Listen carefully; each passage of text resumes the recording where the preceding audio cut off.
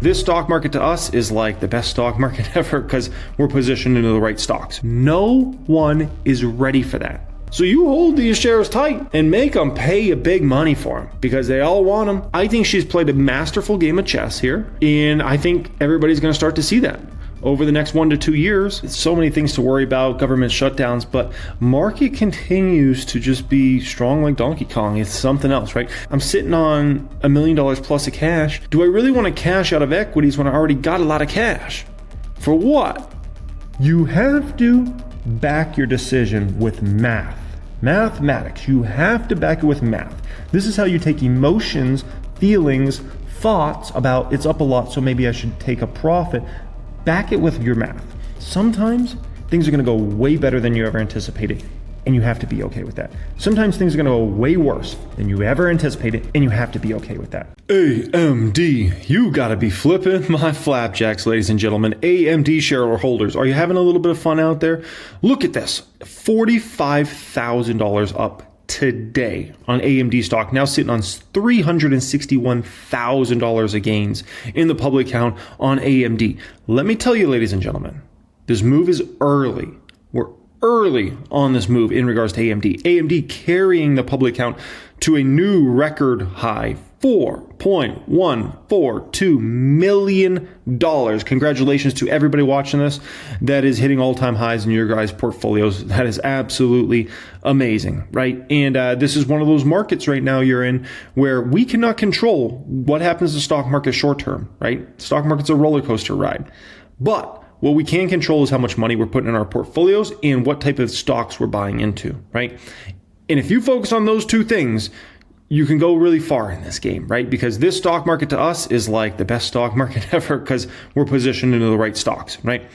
In this video here today, this is an AMD only video. So if you're an AMD shareholder, you're interested in AMD stock, this is the video for you. This is going to be a banger here today. I'm going to make the case that this move on AMD stock is early. Very early, as in like we're in like the second or third inning of a 9-inning game here, okay? And I'm going to explain all that in depth. I'm going to share with you how much upside is left in AMD in regards to this move and how long this move will last, okay? I hope you guys enjoyed today's video. There's one thing and one thing only I need from you guys. I'm recording this video on a Friday evening. The only thing I ask from you, if you could please just smash that like button. If you could just hit that little thumbs up button, that would mean the world to me. I hope it's not too much to ask. Thank you for that. Additionally, everybody that's subscribed to the channel, thank you for being subscribed. If you like my videos, you want to see more of my videos in the future, make sure you subscribe to the channel. If you're subscribed, higher probability YouTube will show my videos in the future. If you're not subscribed, you might not see the next AMD video. You might not see the next video when I'm talking about some new stock I bought. Those sorts of things, okay? So make sure you subscribe here to the channel as well. I want to invite you, if you're an AMD shareholder, I want to invite you to join us in the private stock group. We've got an incredible AMD community, arguably the best AMD community out there. Today was a celebration day, right? Everybody's celebrating here today, but this is a community where we keep up with everything going on with AMD, share numbers in regards to AMD. Just literally, about an hour ago or two, I posted this. AMD shareholders, let's do something fun this weekend. Let's post in the AMD chat all our bull case, bear cases, and base cases for AMD stock. So you definitely want to join us in there if you like AMD stock. Also, you get access to all of my course curriculums, every single one of them. Plus, there's exclusive weekly videos, and you get your Steel membership card sent to you when you join us in there. 1000X Steel membership card, the private group Steel membership card. Oh yes, baby. And then if you join us on a lifetime basis, we'll send you the Steel membership card for lifetime as well, which that's a beautiful, beautiful card. I keep it in the plastic all the time, okay? That will be the pinned comment to join us in there. Keep in mind, we're now up to 2,668 members in the private group. Demand has been overwhelming this year. I can't do this again. So we will be limiting how many people join us in 2026. We're going to do two things. One, $100,000 plus net worth to get in the private group, but you can't join us in there. Two, we're going to be going up on price significantly next year for new members. Significantly. So, moral of the story is if you want to get in there before the massive price increase, if you want to get in there before we go up to 100K plus net worth, pinned comment down there, click on that, fill out a form. Let's get you in there, get you up to a much higher level, okay? Alrighty, ladies and gentlemen, listen up. AMD is an extremely important position for me. I've been banging my hand on the table for the last 9 months or so, on AMD stock, right? Incredible opportunity, one of the best opportunities I've seen in the market, certainly in 2025 at least, okay? I'll say it like that. And this is a very important position for me, now sitting on a $646,000 position in the public count. This is one of my biggest private portfolios. I have $505,000 of AMD in that private portfolio, so about $500,000 there, sitting on $302,000 of gain. So add up those together and we're approaching $700,000 of gains, right? And then not only that, my Patreon, remember that's different than my private stock group, but my Patreon, that's usually for newer folks, the market don't have much money invested yet, things like that, right? My Patreon's very popular, but I think I got the 6th most popular financial related Patreon in the world now at this point in time. That's the biggest position for me in the Patreon portfolio at a 16.6% weighting. It is now my 4th best performing stock as on a percentage basis. The only stocks beating that are SoFi, Shopify, and Palantir. So it's very important stock to me. I've got big money in my private portfolios. I've got big money in the public account, which is available for everybody in my private stock group to see every move I make. And it's my biggest position in the Patreon portfolio. So AMD matters significantly to me, right? Now, what stock am I showing you right now? I'm showing you a stock back from 2015, 2016. What do we find with this stock? This was a $1 to $2 stock. What stock was that? That was $1 to $2 10 years ago. The one you're looking at, AMD. Yes, that is how bad it was at AMD. Listen, you go in the gulag. The gulag's a stock that goes under $5. That's basically the market saying, it's not looking good for you. You go down to $2, $1, you become a $2 chuck. You go under $2 chuck, they're basically saying you're done. You're going bankrupt. You're going to zero. Robert De Niro, last action hero. You're Dunsky, right? And then what happened? Lisa Su pulls off the miracle of miracles, completely pivots the business, and now AMD, I believe today crossed around a $400 billion market cap or something like that, right? Incredible. And AMD is likely on its way to becoming a $1 trillion plus company. And think about this. This was a company 10 years ago that was on the verge of bankruptcy, ladies and gentlemen. Bankruptcy. To now the company at the center of the universe. Have the tides changed? Unbelievable. So the reason I point this out to you is you got to understand Lisa Su has pivoted the business before and got them on the right trajectory for growth. And I'm about to take you through the pieces of how Lisa Su has now pivoted the business again and put them on the right track for exponential growth for the next number of years. This dates all the way back to 2022 to put these pieces in place. In 2022, they finished up the acquisition of Xilinx. Now, Xilinx was very important for AMD, not just from the product side, and it's a the big revenue company, a big growth company, and the margins and the profitability and those sorts of things, right? All the financial things you would get from an acquisition like that. And if I recall, it was like a $50 billion acquisition. But Xilinx had one of the most respected teams of engineers and folks working for that company of just about anybody in the space. So when AMD made that acquisition, it wasn't just about a product, a service. It was about a team that could develop many new products and services and help AMD push growth forward in many years to go in the future, right? So when that deal closed at 2022, that wasn't even really the start of it. Like a lot of the products and services you're going to see now and over the next few years, a lot of the top players at Xilinx had a hand in that. So that's something important to keep in mind. In 2024, they make another acquisition that's extremely important to put AMD in a position to really battle NVIDIA in 26 and beyond. And that was the acquisition of ZT Systems. You could not compete with NVIDIA the way NVIDIA is competing in regards to being a one solution. We're going to take care of everything for you. You couldn't really do that without making that acquisition, in my opinion, of ZT Systems and getting that team there as well.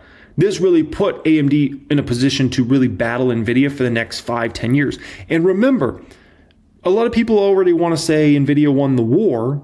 NVIDIA's won the battle, but this is a war that's going to go on for the next 10 years. This isn't like, this is just whoever won in 2025 is whoever won. No. This is going to be a 10-year battle between NVIDIA and AMD, right? Like this is a long-term thing. And these are two companies with very different strategies. And we're going to find out who's going to have the best strategy in the end in regards to this matter, right? Now, another acquisition, I think this is such an important acquisition that people didn't talk about this. This was like so on the DL. And this was an acquisition that went through last summer, and I think it's extremely important to where AMD is going in the future. AMD completes acquisition of Silo AI to accelerate development and deployment of AI models on AMD hardware. Very important. This Silo AI company, this was the largest private AI lab in Europe. The largest private AI lab in Europe. End-to-end AI solutions based on open standards. We know AMD's really trying to go with the open approach. Very different than NVIDIA. NVIDIA's trying to be more walled garden. NVIDIA's trying to be more Apple-esque. And AMD's over here saying, you guys can do that, but we're going to go after the big market share long term. Remember, Android has, 80% plus market share? That didn't mean Apple was a bad company or bad investment. They just had a different approach. And Google went with a different approach, right? And so when you look at NVIDIA and you look at AMD, understand these two companies are going with different approaches in the marketplace. And NVIDIA is going more of an Apple type approach, and they can still be phenomenal and very successful with that. AMD is going a little bit more of an Android approach, a Google type approach, and understand they can be extremely successful with that as well. And it's a potential that AMD long term could end up with even more market share than NVIDIA. And AMD could eat in that market share significantly over the next 5 to 10 years. Remember, this is not just a 1-2 year battle. This is going to be a war that's fought for a long time. Now, additionally, you see something like this. This just came out 12 hours ago. AMD reportedly establishes $280 million silicon photonics hub. I'm not the best at pronouncing certain words, okay? In Taiwan, new R&D center could accelerate company's co-packaged optics roadmap. Continue to push forward.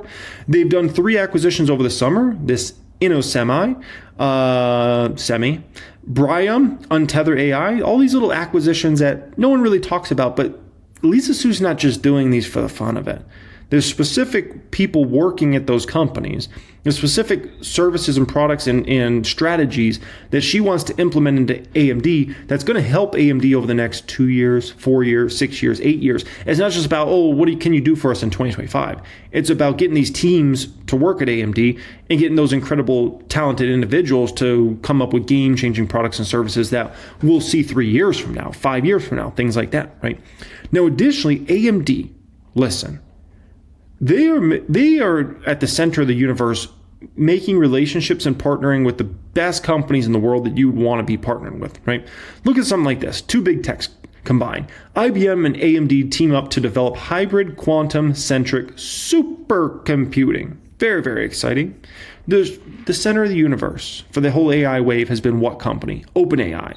ChatGPT launches, that takes off, and that changes everything forever in regards to AI, right? And that changes NVIDIA's roadmap, that changes AMD's roadmap, all those sorts of things, right? AMD and OpenAI announced strategic partnership to deploy 6 gigawatts of AMD GPUs. I mean, this is just a ridiculously huge deal in regards to AMD and what this means for AMD's revenues moving forward. But what this does for AMD's brand is more important than anything. You got OpenAI saying, we want your products and services. We want to have a very close relationship with you. They've worked, from my understanding, they've worked like this on the 400 series together, right? That's basically saying, if the company that is seen as a leader in AI is saying, we're going all in, AMD, why would you not? Everybody else has to fall in line in that situation. If you're the leader in the world in AI saying, we're going this route, everybody else says, dang, AMD's got it like that, right? But AMD serves a very important purpose to all these big tech companies. It's not just about the great technological advantages AMD products can give you. It's about undercutting NVIDIA's pricing and ultimately being able to keep NVIDIA at bay with their pricing. Because if NVIDIA has no competition, NVIDIA can charge whatever they want. And they've been able to push their net income margins to levels that we've never seen in history. That we're like, what? This is making even companies like Google and Meta look like they're not that profitable, right? And that's something else when you can do that. Because NVIDIA has been able to stand there and say, you pay us ridiculous money and we'll sell you this thing. Don't pay it, you got nowhere else to go. That has all changed now at this point in time. The 355 series is out there in production, and the 400 series, that's the first, I think, real product that competes head on with NVIDIA's top of the line. And so now, NVIDIA no longer in 26 and moving forward is going to be able to say, we're just going to charge whatever we want to charge, because now they actually got competition. So AMD is a very important chess piece in regards to this whole AI game that's going to play out over the next decade. Keep that in mind. Like, I would call AMD, if we can call NVIDIA the king piece, AMD is the queen in regards to this, because they're important they're actually much more important than the king, because they're the ones that they're the ones that can make this whole thing work. If NVIDIA is able to just charge whatever price they want to these companies, the companies are eventually going to run out of money, where they're not going to be in a situation where they could even invest into the chips they really need to make their products and services in the future. That's why I call AMD really the queen piece of this whole chess set. And the deeper you go on this little rabbit hole, the more you realize, oh my gosh, like OpenAI needs AMD to succeed massively. Meta needs them to succeed. Google needs them to succeed. Tesla needs them to succeed. Elon Musk, everybody needs AMD to succeed. Otherwise, likely you won't be able to put out the products and services you want, because NVIDIA is just standing there like, we want to charge $100,000 for this super advanced chip. Pay us $100,000. What are you going to do if you got nowhere else to go? You got to pay it, right? Now, additionally, AMD and Oracle are expanding their partnership to provide more hardware for the Oracle Infrastructure Cloud. Oracle will deploy AI supercluster with 50,000 AMD Instinct MI450 series GPUs, with deployments beginning in the third quarter of 2026 and expanding into 2027. This deal builds on the existing collaboration, which includes the use of AMD's Instinct MI300X and then the 355 series, which just went into production very recently. But we can tell everybody wants a 450 series, which means very good things for AMD's not only revenues starting next year and specifically the back half of the year, but ultimately the margins as well. Because AMD's got a big kind of middle room where they can increase prices significantly on this 450 series versus the 350 series if they want, but still undercut NVIDIA. That's a beautiful thing, and that's why I tell you guys, NVIDIA is AMD's best friend. AMD is NVIDIA's worst enemy. There's a big difference, big difference in regards to this whole situation, right? And Jensen doesn't like what's going on here. I could tell the way he was speaking about that OpenAI deal and AMD giving part of their company after NVIDIA just invested money into OpenAI, and then all of a sudden OpenAI is like, we're going to buy all these NVIDIA. Jensen doesn't like this. Meta, one of the other most important companies in the world that you got to be in with, right? Meta and AMD have significant partnerships focused on AI infrastructure, with Meta using the AMD EPYC CPUs and Instinct GPUs to power its data centers and AI services like Llama 4. And keep in mind, you know who's going to be a big customer of the 400 series? It's going to be Meta. Meta's going to end up being a big customer, one of the biggest customers out there. What about Google? You want to be partnered with Google? AMD and Google have strategic partnerships where Google Cloud uses AMD's EPYC processors to power its virtual machines for a wide range of workloads, including general purpose, compute, optimize, and AI tasks. Guess who's going to be a big customer of the 400 series? I think it's going to be Google.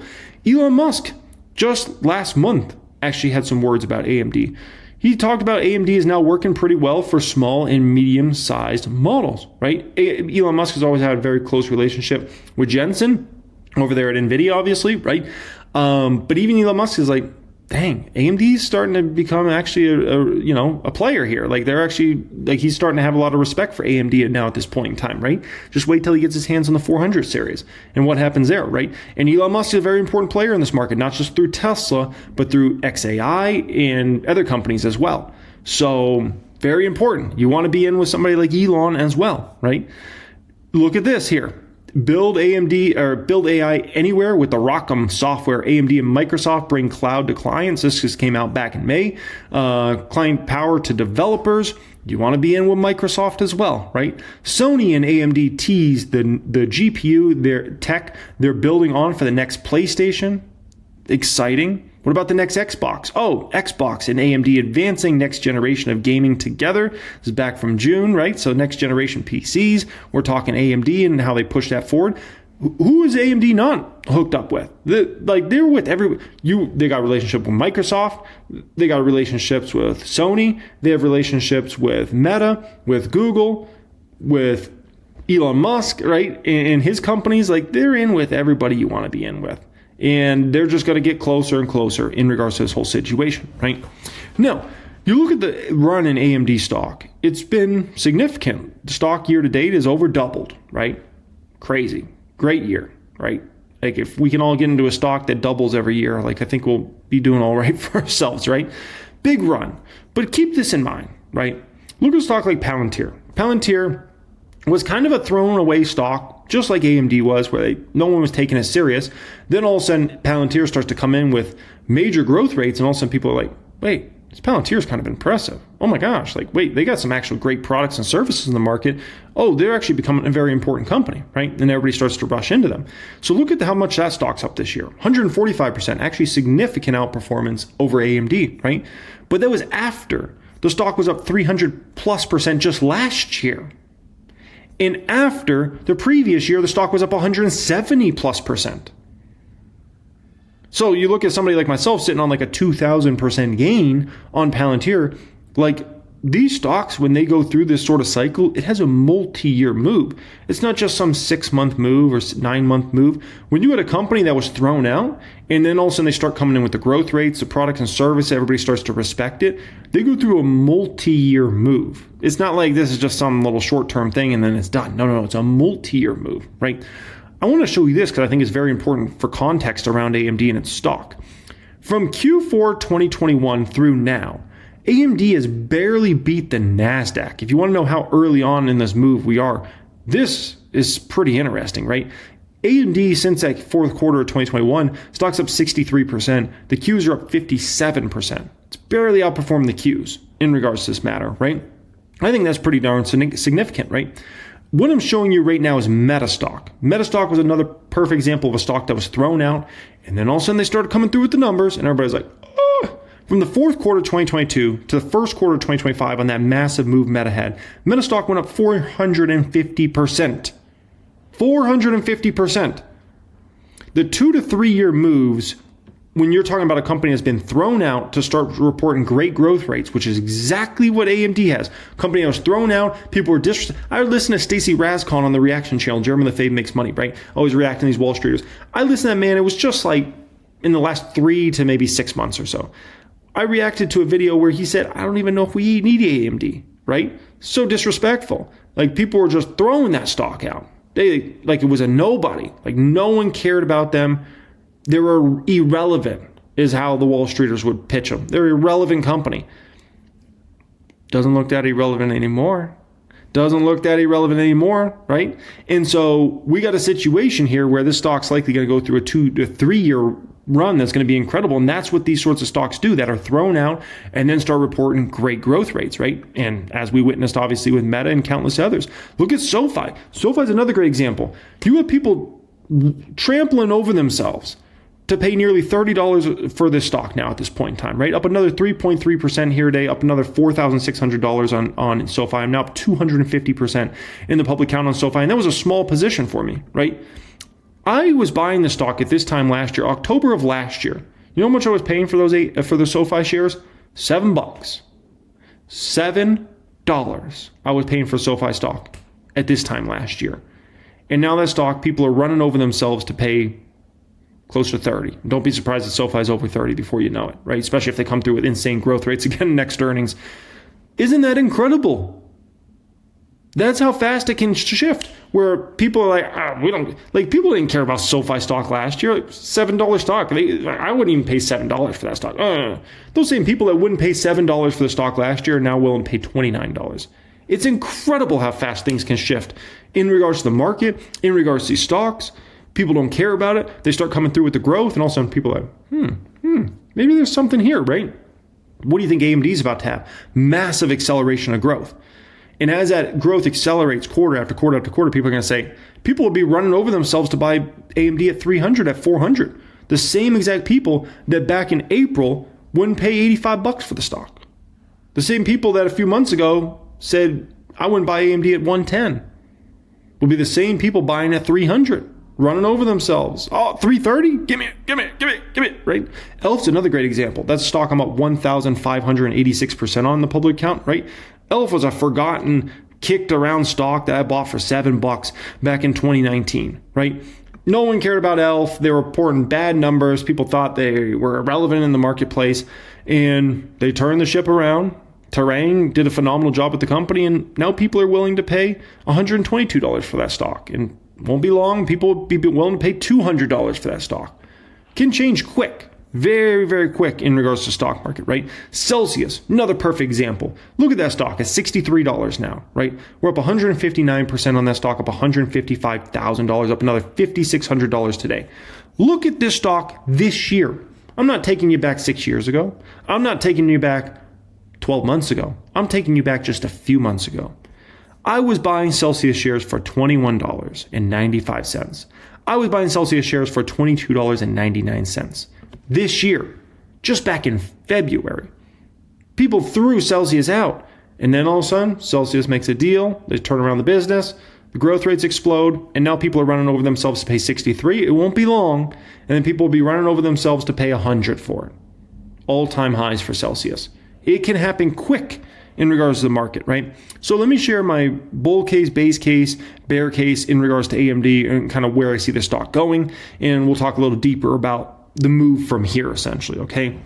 So we're looking at 1000xstocks.com, right? This is where I run all my projections for all my companies. I'm looking at my bull case here. So this is if things go a little better than I expect. This would be a situation where the company does 40% revenue growth on average per year over the next 4 years. Keep in mind, ladies and gentlemen, if you look at NVIDIA's revenue growth from 2022 to what it's going to be 2026, they're going to average a far faster clip than 40%. So I have AMD's best case scenario under my scenarios still being far inferior to NVIDIA. So keep in mind, if they were to post any sort of numbers around what NVIDIA has posted for revenue growth, then they would blow away even my bull case, and we'd be talking about a stock that will be $1,000 plus probably within the next 24 months. But I'm not taking it that far, okay? My bull case has 40% revenue growth per year on average in the next 4 years. 50% net income growth puts them at net income margin of 22%. Check out NVIDIA's net income margins that company's been posting. Like we're talking, NVIDIA's been like doubling up those sorts of net income margins. So even as this company gets way more profitable, my net income margins here are sad compared to NVIDIA. So we have a potential here where there might be more upside to revenue over the next few years than I have for my bull case. And there might be significantly more upside to net income margins over the next number of years than what I have here. So understand my bull case I'm showing you, which shows you the stock could produce incredible returns. It could be conservative. What if AMD gets to 30% net income margins, 35%? I haven't even factored that in under my bull case. So what I'm showing you right now might actually end up being low. Just keep that in mind. But this is still, I'd rather be conservative under my bull case, right? And this puts a stock at $1,000 plus stock come 2029. Okay. What about my base case for AMD stock? In my base case, this is just a fancy way of saying what I actually expect. I expect them to do 35% revenue growth per year on average for the next 4 years, okay? 45% net income growth. Once again, 22% net income margins. Of all of my numbers, that might be the one that's the most low. I look at 22% net income margins, I'm like, dang, man. Like, based upon what I'm seeing from NVIDIA, I'm like, there might be a potential AMD gets to like a 25 or 30% net income margin. There might. I don't want to bank on that, but that's the one number I'm like, I might end up being way off in regards to that. Like they might push 20% net income margins sooner, like as in 2026, 2027. And then out here, they might be pushing 25 or 30% numbers. So if they're growing 35% top line, 45% bottom line, 50 to 60 P is very fair for a company like that. And we're talking about this is a stock, 3 or 4 years from now, that's a $700 to $900 stock. Right? A stock that we can talk about, in 2026 probably goes 300 plus, and a stock we can talk about 2027 could go $400 or $500 a share, right? Under my base case. Now, my bear case, this would be a disaster for AMD. Only 20% revenue growth per year, 25% net income growth. Like, Lisa Su would be ashamed of herself, I'm sure, and the whole company would be ashamed of themselves if they only do those sorts of numbers. Puts them at net income margins of only 20% come 2029, and we could be talking about a stock that's basically flat over that time, but very low probability. What's the chances Lisa Su would not execute over this next 4 or 5 years? Based upon everything I'm looking at, they're executing on a very, very high level. So I have no disbelief that they're not going to pull this off. I think they're going to do it. And here's the thing. You got to ask yourself. It's not just belief in yourself, not just belief in Lisa Su, but every single big tech company in the world is going out of their way to show up at NVIDIA presentations and conferences to talk about how great AMD is, all these things, right? They're not just going to do that for the fun of it. And also, they're not going to buy inferior tech. If AMD 400 series wasn't all that, these companies wouldn't buy it. Even if it meant keeping NVIDIA's pricing at bay, because it just wouldn't, they wouldn't be going all in all these chips and buying this ridiculous amounts, because at the end of the day, it would be useless to them, right? Or not very useful, at least. They're only going to do that if the product's really like that. And when you got the high-ranking executives of all these big tech companies saying they got it, I think it matters. When you got Elon Musk saying, you know what, they're now good with small and mid-sized models, it's an important statement, right? When you got all these big tech companies saying, we're using AMD, we're partnering with AMD, we want to go all in AMD, I think it's important. Very, very important, right? These companies know what they want more than I know, more than you know, right? At the end of the day, we're not the executives of these companies making these big purchase decisions.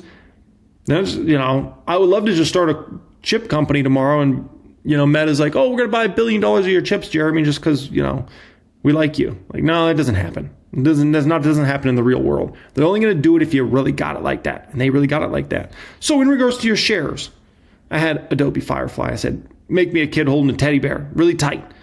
That's what you need to do with your shares of your stock, right? And of course, my middle son, he saw me doing this and he's like, no, take a picture of me. I want to be famous, Dad. I'm like, yes, little Jeremy there. Okay, that's little Jeremy, I call him, because he reminds me so much of myself. It's disgusting. But in regards to this matter, right, you got to understand, why am I not taking any profits in the Patreon portfolio, public count, private portfolios? Why would I? I own a stock that every single Wall Streeter is going to want to own over the next 12 to 24 months. Pay me. Pay me a lot more than what I'm at right now. I'm not interested in selling at this price. Not $250. No, thank you. For a lot of newer investors market, they get scared. I know people that sold out of AMD at 150. I know people that sold out of AMD at 150 a few months ago. Because they were like, oh, stocks moved. It's up a lot from April. I'm out. Right? And it did. That was a big move. It went from $80 a share to 150. That's a big move. Now the stock's 250.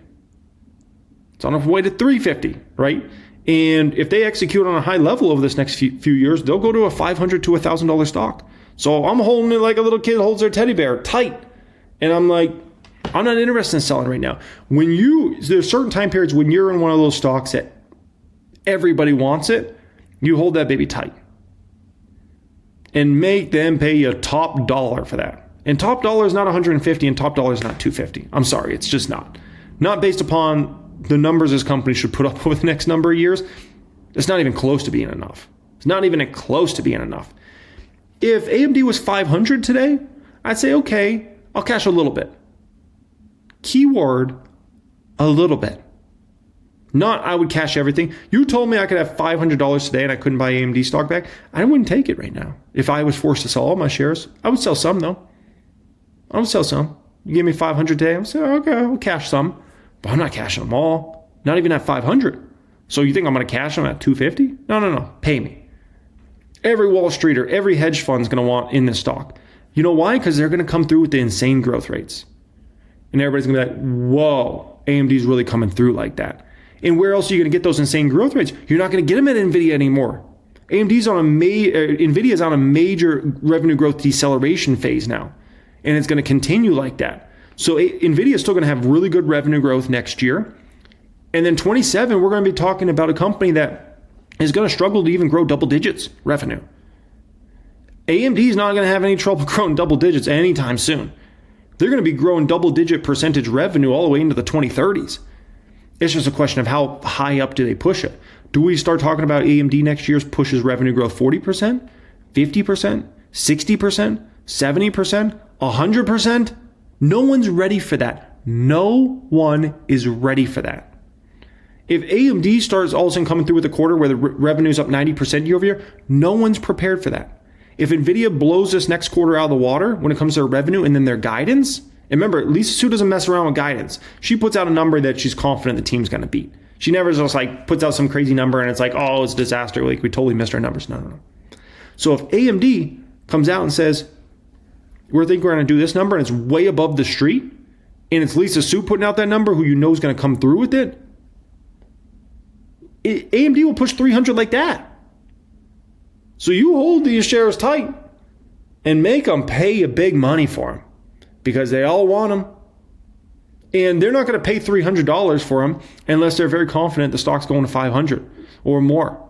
They're not going to just be like, wow, the stock went from 80 to 250 to 275 to 300. Like, let's go ahead and let's buy these shares because we're going to make $1 on them. No.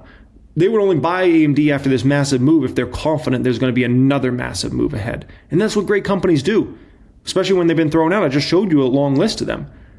AMD's done this before. It went from 2 to 12.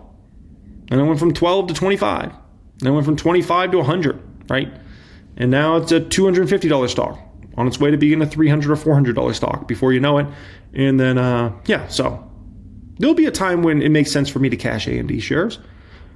Might be a year from now, might be 6 months from now, it might be 6 years from now. But there will be a time it'll make sense to start cashing AMD shares, but it's not right now. I have no interest in cashing right now. Talk to me a year from now, after you've started to see massive revenue growth acceleration. And the great thing for AMD is really regardless of with the stock market short term, regardless of the business cycle short term, AMD is going to come through with the numbers. If things get even tougher for the big tech companies, and things aren't tough, like they make so much money, it's disgusting. But if they were put into a situation where they had to watch margins and watch spend a little bit, AMD's even more well positioned for that because they're undercutting price, right? So it doesn't matter what happens. Lisa Su's, I think she's played a masterful game of chess here. And I think everybody's going to start to see that over the next 1 to 2 years and be like, oh, freak, like she's really the queen. Like she really Jensen played a masterful game of chess as well, right? But everybody acknowledges that. There's no one on this planet that says, oh, Jensen didn't. No, he did amazing. He was a king, right? He set this whole game up, did phenomenal. But Lisa Su's been working as well. And now we're going to find out she's the queen piece of this whole chess set. And it's like, oh, shoot. People they're not even on to this yet. They start to realize it when the numbers start to hit. That's the thing.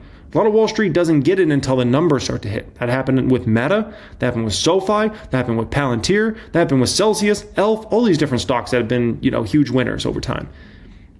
It happened with NVIDIA when the numbers start to hit.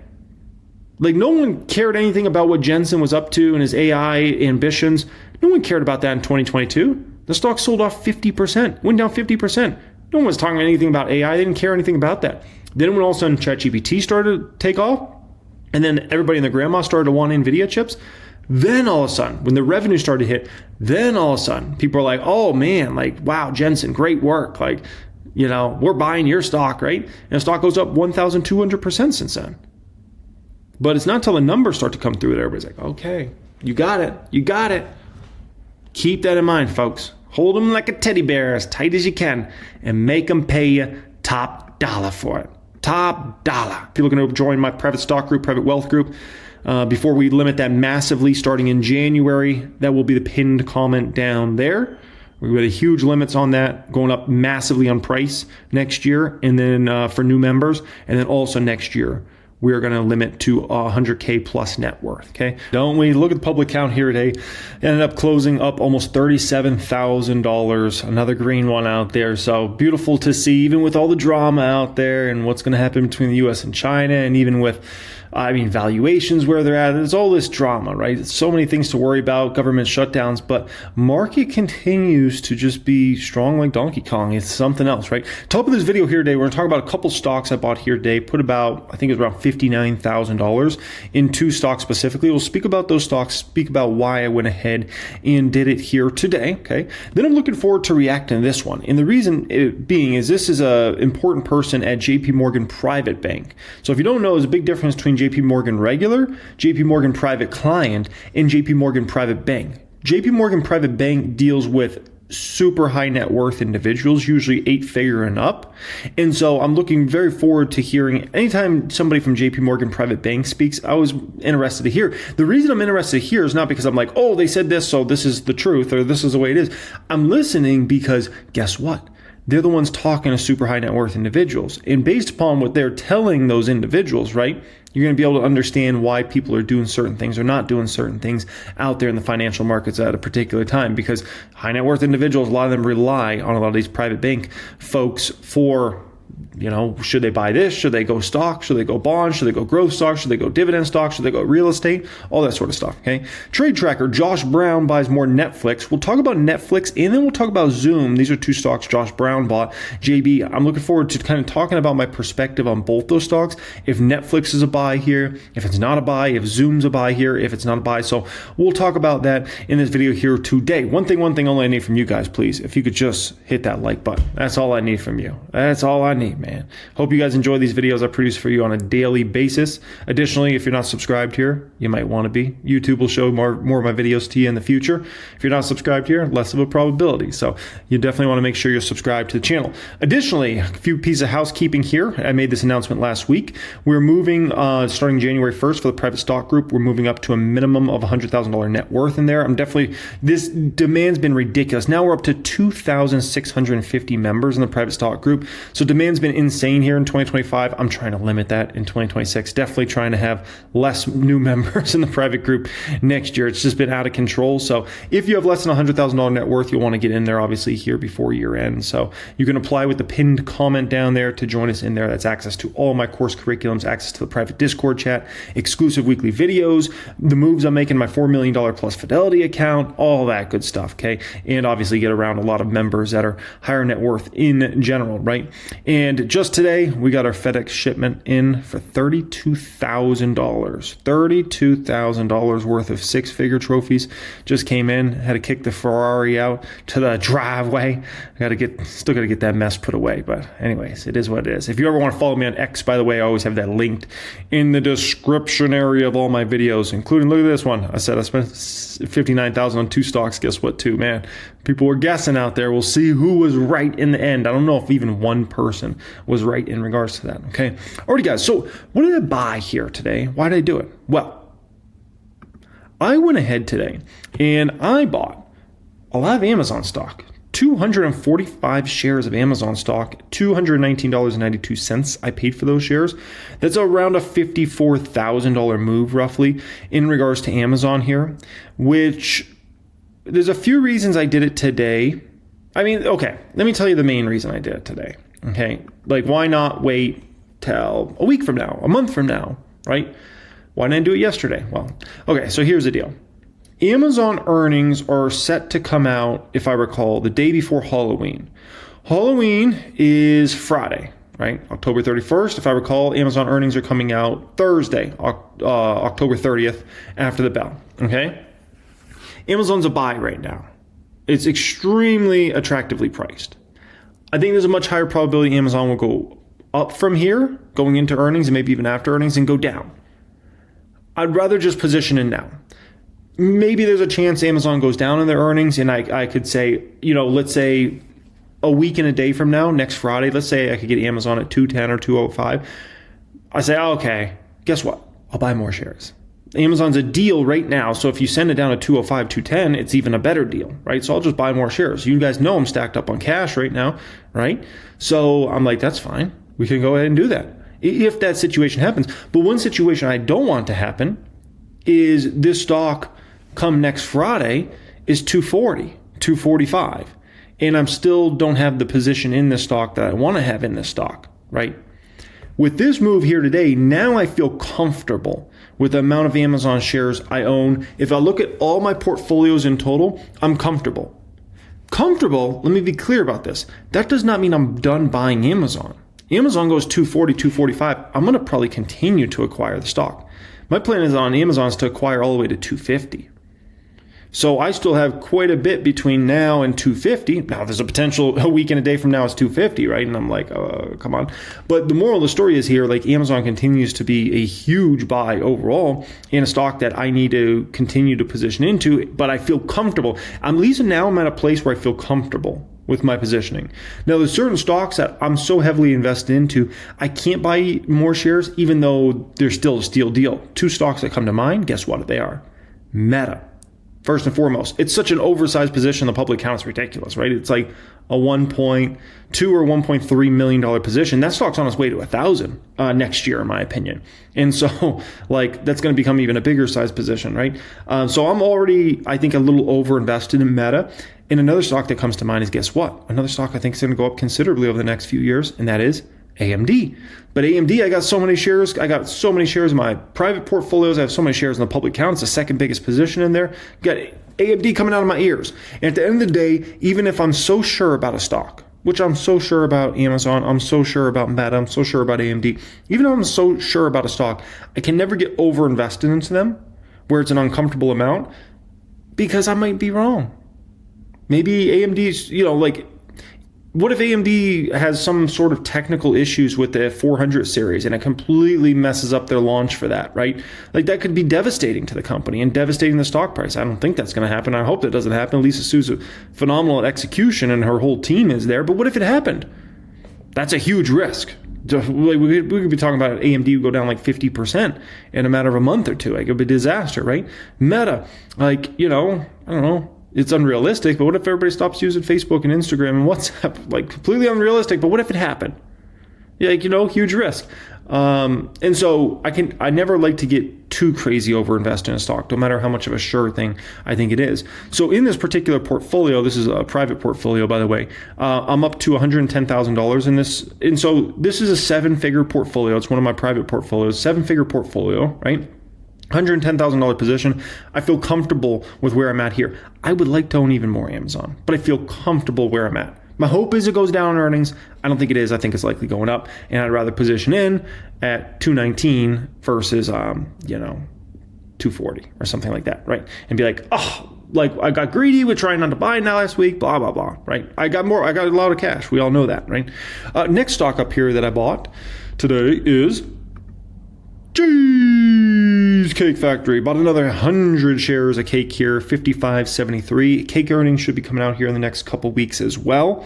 And so I just wanted to position into that one a little bit more there, $5,500 move in regards to cake. That this now puts me at a 6-figure position in that particular portfolio as well, right? And once again, that's a 7-figure plus portfolio. So I feel comfortable position sized with cake now in that particular portfolio. As you guys know, like cake's one of those I want to buy across portfolios. It's, in my opinion, is one of the most perfect stocks in the entire stock market. Like literally I'm getting a company that has unreal growth potential over the next decade between North Italia, Flower Child, expansion, plus the other concepts coming behind that. I'm getting it a great dividend stock too. It's usually got a dividend yield between 2 and 3% depending upon where the stock price is trading at. And I'm getting it at value prices. Look at the forward P of cake. What is a forward P of cake right now? I think the forward P of cake is probably 15, somewhere around there. Let's go ahead and take a peek here at the forward P of good old cakey. 15 forward P on cake. Like, come on. We're talking about a company that's got the next 10-year growth runway, like right in front of you. Like, it's not like it's hard to see and it's like, I don't know how they grow. Like, it's clear how they grow.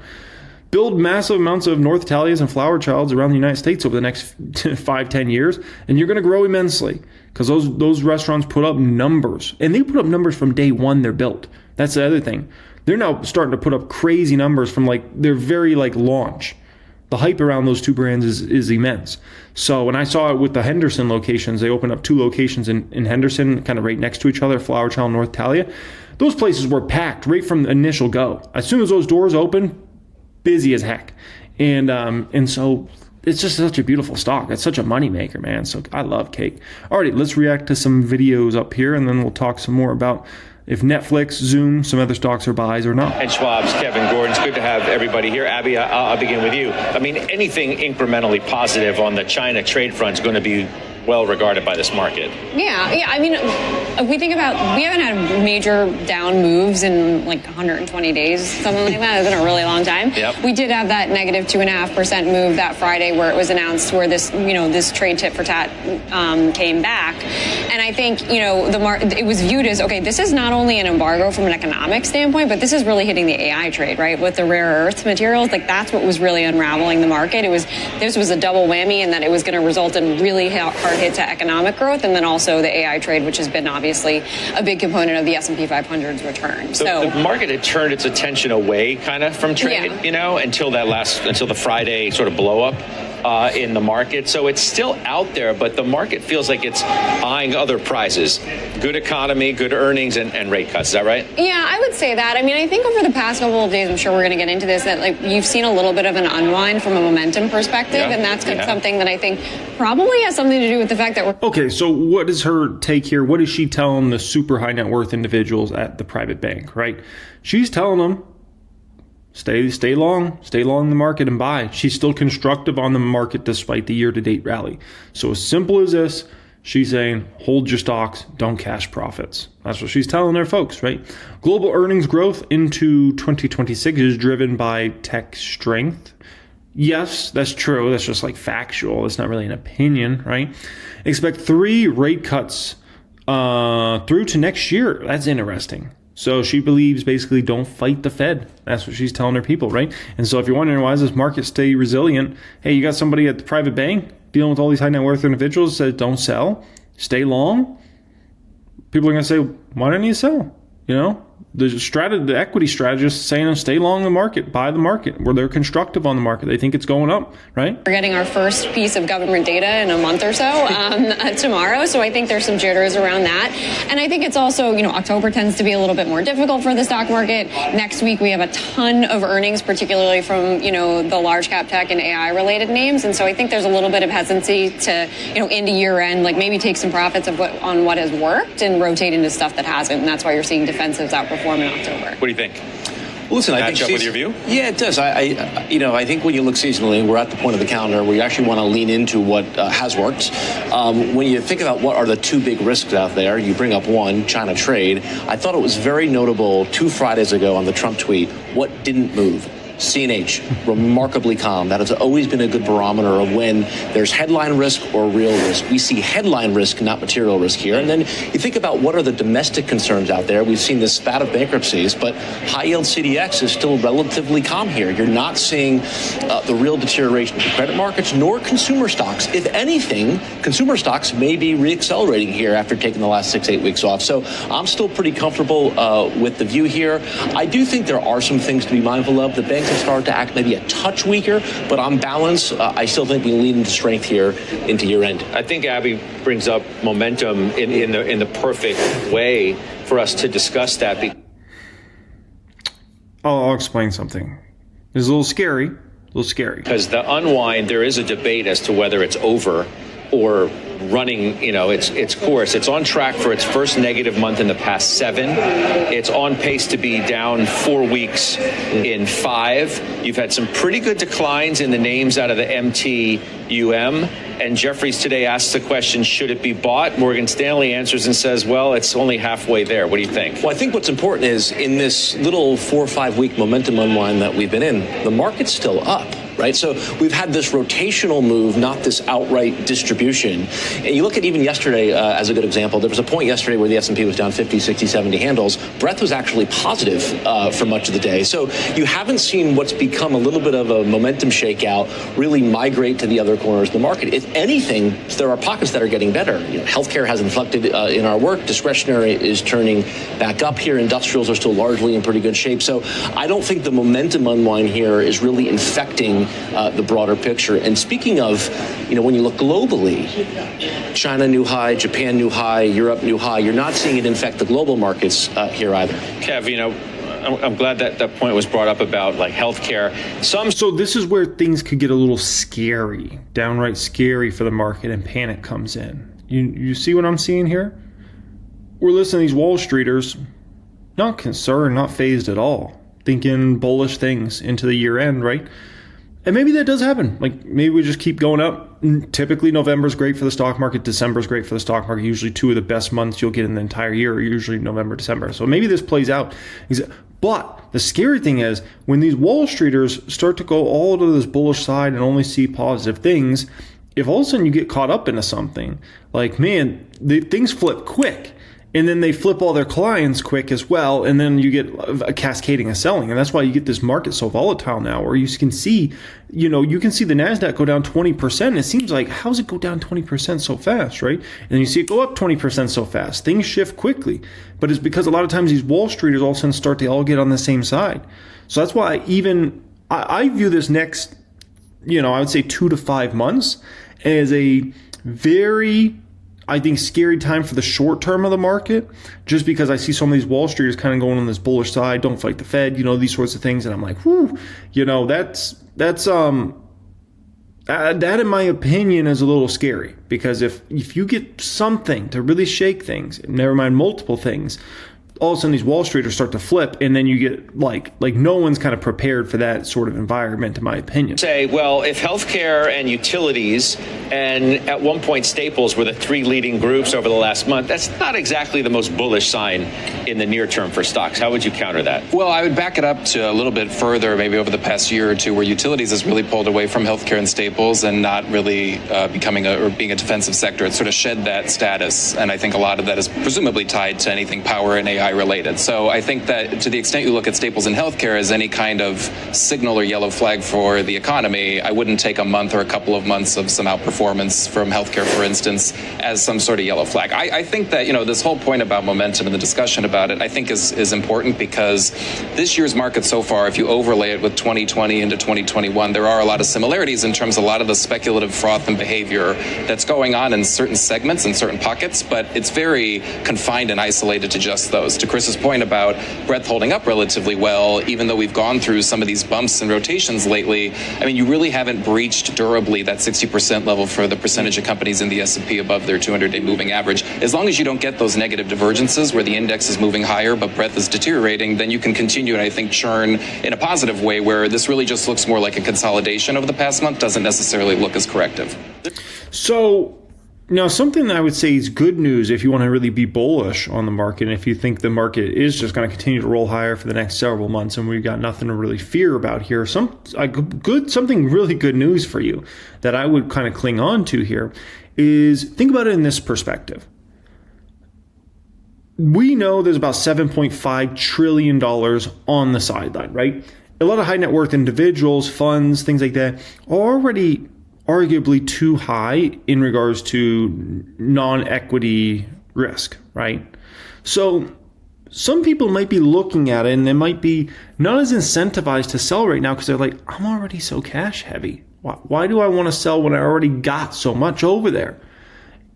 And that's a fair point. Even if I look at myself, there's been some times, recently that I thought about maybe selling something in my private portfolios, like, oh, let me maybe cash some shares on this or that. But what I always come back to is, I'm like, I've already cashed some shares in portfolios this year. I'm sitting on $1 million plus of cash. Do I really want to cash out of equities when I already got a lot of cash? For what? I'm not the only one thinking like that. There's probably a lot of high net worth individuals, right? Imagine there's probably high net worth individuals out there right now with, 30 million on the sideline and maybe 40 million in the market, and they're looking and they're like, okay, I could cash here, but do I want to? I already have too much over there in treasuries, and the treasury yields keep going down. So what you're going to be able to likely renew at next year is going to be significantly lower than, let's say you're on a 2 year, 2 years ago, you locked into a treasury, and that's going to, renew here in the next few months. Like, you're going to end up having to potentially go into a treasury that's going to yield far less, right? Never mind 6 months out, 9 months out, 12 months out, probably even lower. And that's where you're like, do you want to be exposed to that, or do you want to just be in the market? Alrighty, let's talk some Netflix, let's talk some Zoom if these stocks are a buy, and maybe drop a little gem here or there. Out of the NASDAQ earnings reports, the stock is still trying to recover a bit from the sell-off. You took a look at this and decided you wanted to buy more.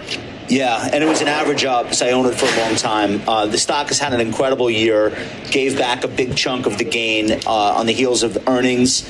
It was a very strange earnings reaction, in my opinion, so I wanted to fade that. They had a long-standing dispute with the Brazilian tax authorities. I won't rehash the whole thing. What it boils down to is they paid a couple of years worth of whatever that dispute was, 600 some odd million, and absent having made that payment, which was not in their guidance, they would have actually beaten the number. People just didn't seem to care. They used it as an excuse to sell. Now the stock is testing its 200-day moving average for the first time since April, and I believe we have that chart just so I can illustrate this point. I do think, here we go. I do think the buyers will show up here as they have in the past. I do think if it does break below, it'll be very temporary. I think the 200-day moving average. Hold your horses, Josh Brown, JB, for just one flip and flapjack in seconds, sir. Okay, hold your horses. Listen, in regards to Netflix, I graded Netflix's income statement. This was not some great income statement, ladies and gentlemen. Even with the whole penalty, fee, blah, blah, blah. At the end of the day, like, they've got some spending issues here. Look at the cost of revenues, what that came in. And that went up 20% on a year-over-year basis, far eclipsing revenues in general, right? Look at sales and marketing. Sales and marketing was up 22%. So, technology and development was up about 16%, so roughly almost in line with revenues there. So the way I look at it is Netflix has a little bit of a spending problem right now, right? That just bottom line, like, they have a bit of a spending problem. And so that is something that's hurting Netflix and make people a little fearful for a stock that has been on an incredible run. Like, look at it on the 1 year. The 1 year, the stock's still at 47%. That's incredible. That's way better than the market in general has done over the past 1 year. Has worked like a charm in terms of a good opportunity to accumulate shares in Netflix the whole way up. And I just want to reiterate how good the fundamentals are here. 25% net margins. They actually raised free cash flow guidance to $9 billion for this year, up from a range of $8 to $8.5 billion. More importantly, they still have $10 billion left on their buyback authorization, which means as things settle out, they should be out there in the market sopping up some of that supply. They told us a significant increase in operating cash flow would come. And I think when you come up with, like, what are the most important companies in the market, in the world, in terms of being a platform for consumers, Netflix has over 300 million customers. They're in almost every country. This is probably one of the 5 most important technology platforms in existence. And next year, they take the fight to YouTube. They're bringing on podcasts like Bill Simmons and The Ringer. They'll probably do more of those. And I do think that this is a stock that should have a great 2026. So I wanted to make sure I own some more of it before we get there. So Netflix is a beast. There's no debating that, right? The real debate really comes down to valuation. What are you willing to pay for this company given growth rates? Let's go ahead and let's take a peek here. So according to 1000X here, based upon what analysts are expecting, we're talking about a company with a forward P, we can call it low to mid 40s right now, right? About double where the market in general trades at, right? If you call it say Netflix is trading at a forward P somewhere between 40 and 45, it's roughly double what the market trades at. So the question is, can Netflix grow at least revenues and earnings per share at least double an average company, right? Well, if we look at current year expected, next year expected earnings per share growth, expected to be, mid to high 20s. It's very impressive. If we look at revenue growth expected here, I mean, we're talking about, mid-teens revenue growth, which is, that's more toward like triple an average stock in the market, right? So, I mean, if anything, Netflix is a buy right now, right? Like, I do not believe Netflix is the best, but let's play around with some numbers, okay? Let's do some projections here on Netflix, and we shall see where this company goes. So let's just run a base case on Netflix. So a base case on Netflix, I think a safe number to assume for their revenue growth on a base case over the next number of years, given that they'll probably go up on price from time to time. They got the advertising business. I mean, probably 14%. Now let's assume they can get their expenses in a better place. Well, maybe they can have net income grow at a faster clip than revenue. So let's say like a 16% number for revenue growth on average. I don't know why I put 15 there. We're going to go 16% on average, okay? And we will go for a company growing, first off, Netflix is going to trade at a premium given the safety of the business model. Like people just stay renewed to Netflix over time. So you're going to give them some sort of valuation higher than an average stock just for that. But then you're going to get mid-teens, we can call it revenue growth and net income growth on average per year. I think for a company like that, I think a PE of, I would say 34 to 39 is fair. 34 to 39 for a company that's growing at those sorts of growth rates. So let's go ahead and take a peek here at what this base case says. So yeah, Netflix is a buy. Assuming this base case plays out, we're talking about a compound annual growth rate, of 10% or maybe very low double digits roughly. Now, keep in mind, they could buy back a lot of shares, so that could help their earnings per share. So maybe that CAGR could be a little higher than where we're at here. And that's something you could run through advanced projections on Netflix. So, we have our projections and we have our advanced. So if you wanted to really go crazy with it, you could, run a whole advanced case on Netflix. But the moral of the story is Netflix is a buy here. It's not a great buy here, though. That's the big thing. It's an okay buy. That's the way I describe it. Like Netflix would based upon the numbers I just ran there, Netflix will probably slightly outperform the S&P 500 and the NASDAQ over the next number of years, right? So just something to kind of keep in mind there. And then as far as the conference call goes, was there anything interesting that kind of happened? They talk about revenue and profitability trends. This is just does an AI summary of kind of what some of the important things were. Engagement levels are robust with significant achievements of TV time share. That's a really important metric for Netflix is like how much time are people spending on that, right? Really strong revenue growth they talk about. They talk about the Brazilian tax issue, which affected their operating income, which obviously we just spoke about there. Guidance and future outlook. Management maintains a positive outlook, emphasizing opportunities for profitable growth, especially given their current market penetration. Their plan to issue detailed guidance in the next call they're talking about. Opportunities and risks. Opportunities include expanding ad revenue and enhancing content offerings. Risks involve navigating complex tax landscapes. That's interesting. So that's interesting that they mentioned that on the call. Risk navigating complex tax landscapes and maintaining growth amidst competition. Competition I'm not too worried about, but navigating tax landscapes, that's interesting because that could mean they might have more tax issues in the future that might scare people. This whole Brazil situation might not just be a one-off, right? So something to kind of keep in mind there. But I love 1000X for, some of these features we have now, which is like AI, because I haven't gotten to listen to the Netflix conference call yet. There's a gauntlet of conference calls I'm going to be listening to over the next 30 days, but I like that you can get an AI AI kind of sift through and bring you out the most important parts that are going on there, okay? All right, next up here, Zoom. Way back. Yeah, why are you I promised myself this romance? I promised myself I would never do this again. So of course I did it. Here's the story of Zoom as I understand it and as I believe things to actually be. This is a company that we use at our firm, Ritholtz Wealth. There's an SEC regulation where financial advisors and other staff are not allowed to use their personal cell phones to call clients or to send text messages with clients.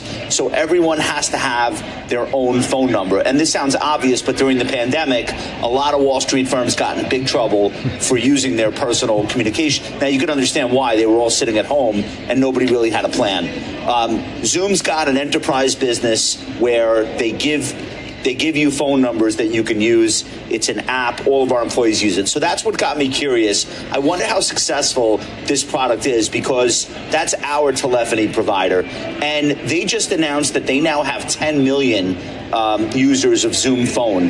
The reason why this matters is because the problem with the stock for the last 4 years since the pandemic is that everyone looks at video like it's this commodity thing, like, oh, big deal, Microsoft Teams, Google Meet, it's all the same. The truth is it's not all the same. When an enterprise adopts Microsoft Teams, the salespeople flip out because all of the customers they want to call on prefer Zoom calls. Zoom is... Okay, listen up, folks. Listen up, ladies and gentlemen. JB has a phenomenal point here. I can speak to this.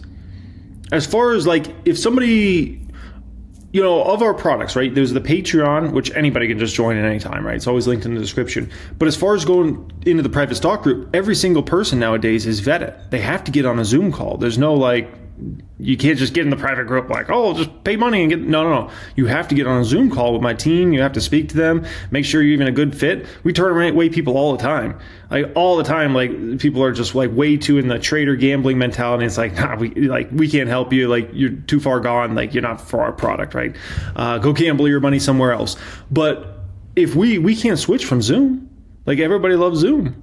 And so the guys, when they go to do those calls and vet people for the private group, like they got to do it through Zoom. There's no other alternative that people would know and like and just as easy and all those sorts of things. So what JB's bringing up there, that's a very valid point.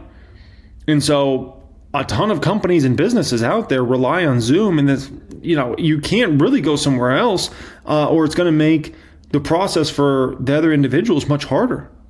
Do you want it to be easier or do you want it to be complicated, right? You much rather have easier. Easier for everyone. So they sort of have an edge in a business that people think is commoditized. Okay, put that aside. If they can build out this enterprise business, of which telephony is only part of it, that's a really big deal. We have now adopted another product that they use called the Zoom. Oh, by the way, you might say, why do we vet everybody for the private group? Shouldn't we just allow everybody? Oh, no. We used to do that way back in the day. Disaster. Nowadays, everybody has to get on a Zoom or you can't join the private group. No.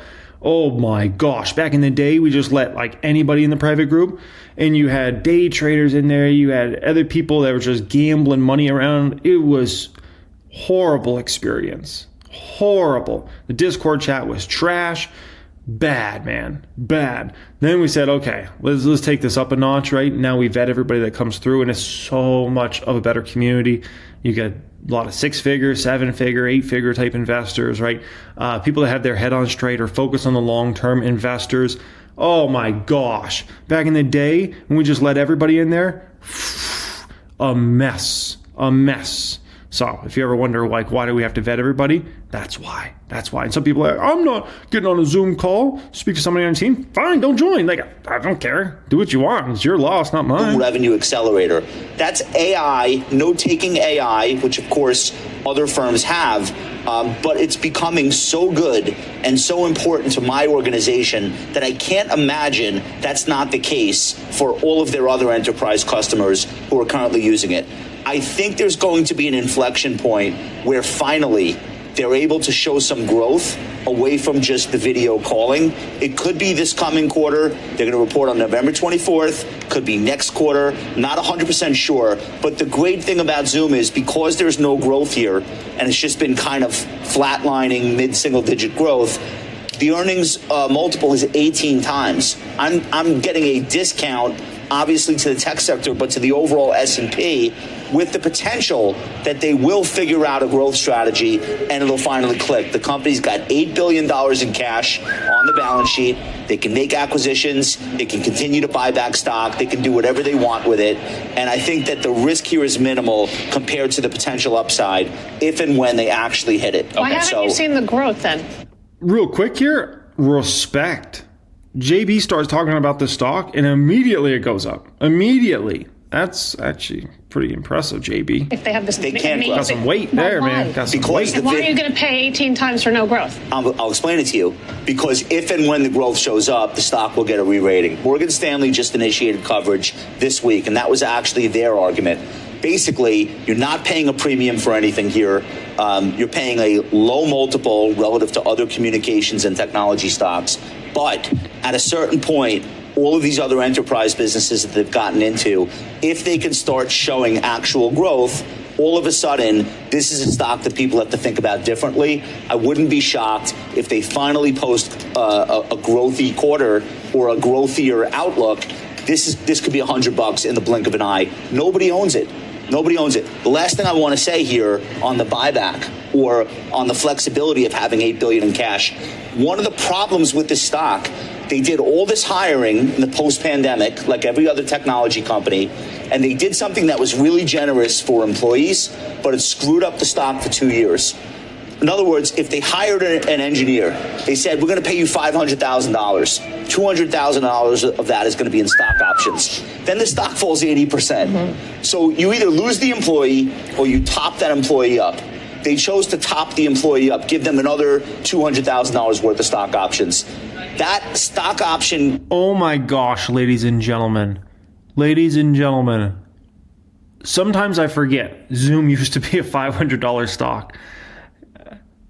That's insane. Like I don't even know what to say. Like I thought Zoom, like I was thinking like how high did Zoom used to be like 5 years ago? And I was thinking like 300. It used to be $500+ a share. And you know, it's come off the bottom. The lows for Zoom was in the 50s, right? And if you recall, I even had bought some. I think I made a little bit of money and ended up selling out of it if I recall. But like that's wild, man. I forgot it got all the way up to the 500s. But yeah, what a brutal, that's one of the most brutal 5-year charts of an actual, like for any big established, like Zoom's a great business. Let's be very clear. Their income statement, their balance sheet, their cash flow is very impressive. Great company. It's very rare you can ever pull up a 5-year chart for a stock, especially when you're in a bull market, right? Like it's been a 5-year bull market. Obviously, we had drama in 22, but at the end of the day, it's been an overall bull market. It's very rare you could ever pull up a stock and it's down 80+%, and it's actually a great company, right? That's wild. So the S&P 500 over the past 5 years is up 94%, almost a double up, and there's Zoom down 84%. But, I mean, at the end of the day, man, you buy a stock at a bad price, you're going to pay a big price. You buy a stock at a bad price, you're going to pay a big price. And that's why it pays to run projections. Because back then, Zoom was trading at a forward P like, oh my gosh, their forward P was so ridiculous back then. I can't even remember what it was. It might have been a 400 or something like that, right? And then all of a sudden, those growth rates slowed in a big way and 80% down for the stock. That's where running projections, looking at the numbers, doing all that stuff, that's where it starts to come in handy, man. Because you lose 80% on a stock, especially if it's a big position, it's hard to come back from compensation problem has been an overhang on this stock. A couple of quarters ago, the CFO came out and said, you know what? Wall Street is telling us to knock it off. We have to stop diluting the shareholder base. We have to start focusing on shrinking the share count and being a little bit more shareholder friendly and a little bit less employee friendly. I think that's a very smart decision, and that's another thing that could end up showing up if and when the next time they're able to report it. Okay, so we'll watch it, and if anything, it's a little bit of the flavor, if you will, about what we have coming up today. We have a number of moves, and then we have a debate on. So when it comes to Zoom here, let's go ahead and take a peek at valuation on this guy. Okay, so he was talking about 18 times earnings, which yeah, looks like right around 18, just under 18 forward P on Zoom. So now revenue growth of this company is rather slow. That's the issue. But JB's kind of thinking like maybe in 26, it sounds like maybe that revenue growth gets moving out of this, mid-single digit range. And yeah, if it does that, it could be looking good here. But let's run projections on Zoom. Okay, so let's go ahead. Let's run some projections here. Let's run a base case on Zoom. So, all right, base case, I think base case 5% revenue growth is pretty fair, right? Now, net income should grow faster. They should be able to keep expenses really lean at this company. So I wouldn't be surprised if they do 5% revenue growth on average per year. I think they should be able to do 7% net income growth, right? So for a company that's kind of in the SaaS space, I think, my opinion is a 20 to 25 PE would be fair for a company. You know what? I think even a little bit higher.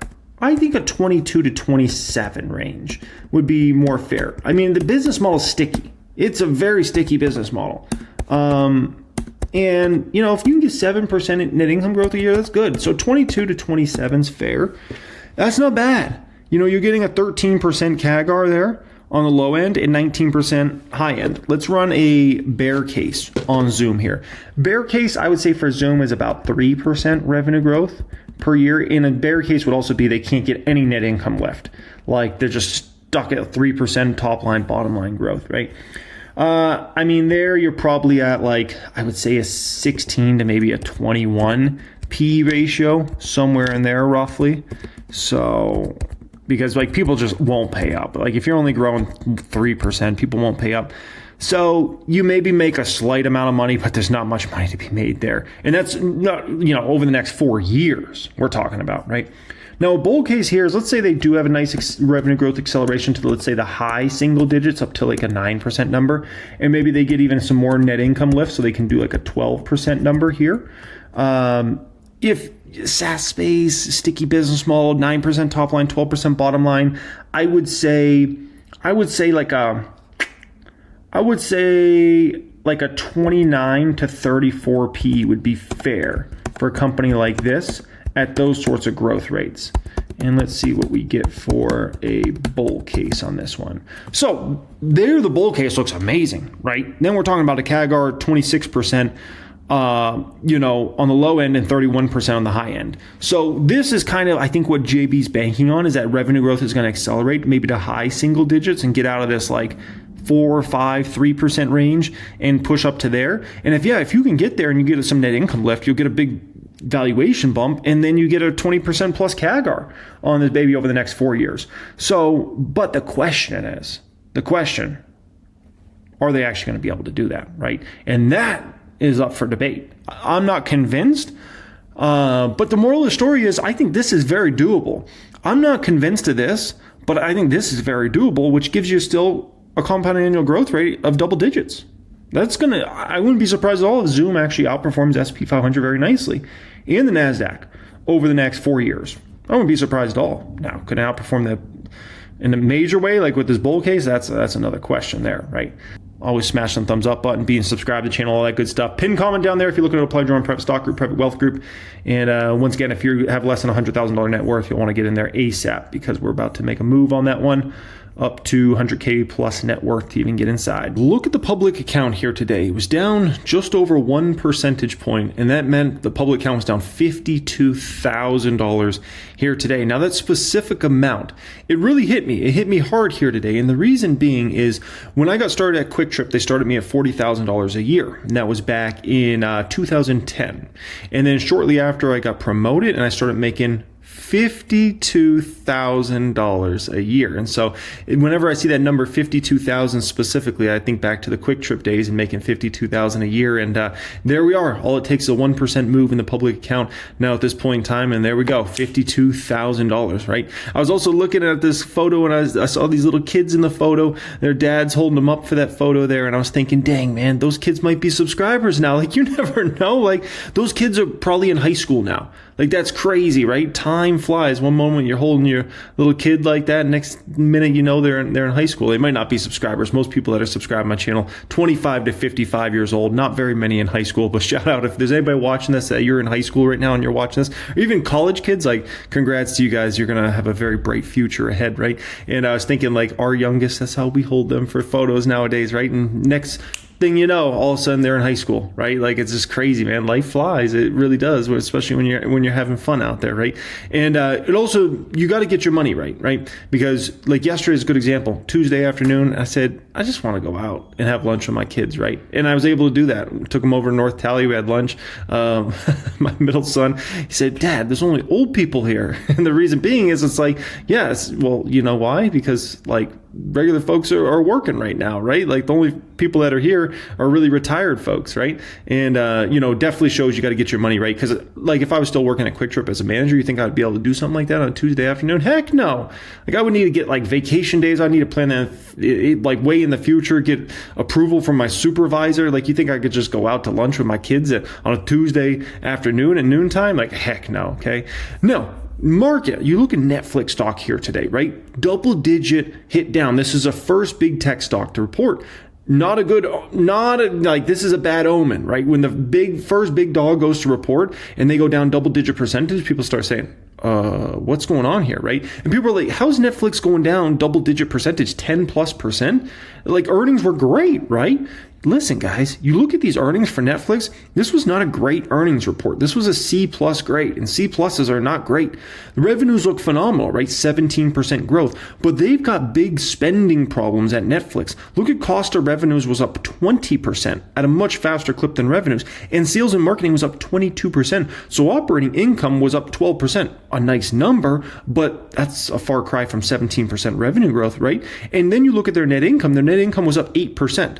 It's not good when your net income's growing far less fast than your revenues, essentially. And this is not even like close. Like usually if your revenues are up 17%, you want to see your net income up 20, 25, maybe 30%, something like that. 8%. Yeah, that's not great. So something to keep in mind there, even with the stock that people thought was bulletproof, right? That is Netflix. 3 core subjects I want to speak about in this video here today. First up, we got to talk about Tesla earnings, my opinions on that and perspectives. Okay, I think that should be important. Second thing up here, what I put money into today and why. I put some money in somewhere, and I'm going to show you guys what I did, why I did it. Okay.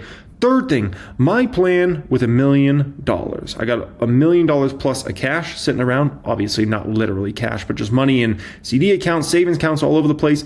What are my plans with that money? We'll talk about that in today's video, okay? Action-packed video, one thing and one thing only I need from you guys. If you could please just smash that thumbs up button for me. I hope you guys enjoy me taking the time out of my day to record these videos for you guys, talk about these subjects, teach you a little something out there from my 17 years experience in this market. And all I ask from you each day is just hit that like button, just hit that little thumbs up button. It's all I need from you, okay? Additionally, if you enjoy my videos, you want to see more of these in the future, make sure you subscribe to the channel. If you're subscribed, YouTube might show you my videos more often. If you're not subscribed, less of a probability of that, okay?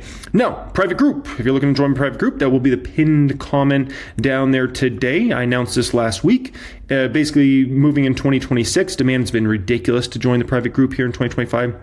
So to start in January 1st, 2026, will be a minimum $100,000 net worth to join us in there. So if you're under $100,000 net worth, you're definitely going to want to get in there ASAP. I received an interesting email here today. Well, not me personally, but the individual who's in charge of basically like renewals for the private stock group, right? They told me, they reach out to one of the members, see if they want to renew. And this gentleman said, I don't need to renew. I already hit millions in the market now, right? And that's phenomenal to hear. Like, I love hearing this stuff, all this success. People join the group and they have a modest amount of money and they grow. And over 2, 3, 4 years, next thing you know, they're at this huge number. The one thing I'll push back on, listen, when you got millions in the market, it's even more important to be part of a group like that because now you got a lot to lose. And the stock market's a lonely place. You start drifting off by yourself. You might start taking some risky gambles. You might start doing some crazy stuff. A group like mine, I keep everybody focused all the time. I'm releasing content all the time. Get your mind right? You're around a good group of individuals in there. A lot of people that have millions, multi-millions, right? Even, 8-figure plus net worths. So, just anybody can do what they want. Like, you make millions, you're part of my group, and then you're like, okay, I'm good. Like, okay, that's fine. But all I'm saying is now you got a lot to lose. Like, I think it's very important to stay signed up to a group like mine, right? Now, additionally, I always give away like old stuff just to random people. And my wife found this old watch of mine in my closet here today. I hadn't seen this. Well, I forgot I even owned this watch. I haven't seen it in years. It was actually like my nicest watch many, many, many years ago. And I decided to, I'm going to give it to one of the private group members. We'll send it to him for free. So it's created a forum. And that's what I'm going to start doing in the future. Like when I got old stuff, because usually I just give stuff away to like random people, like furniture or like jewelry, stuff like that. Like why not give it to the private group members? Like, so I'm going to start doing that in the future when I come across stuff that doesn't serve me purpose anymore. Like, hey, you guys want this? Like, we'll just send it out to somebody for free. Alrighty guys, first up here, Tesla earnings. I'm going to talk about what I put money in today, why I did it, and my plan with $1 million plus. Alrighty, so Tesla, my Tesla. They beat on revenues, very nice beat there, $28 billion plus they did in revenues. They did miss on EPS though, so they still have obviously profitability problems with the company on the top line.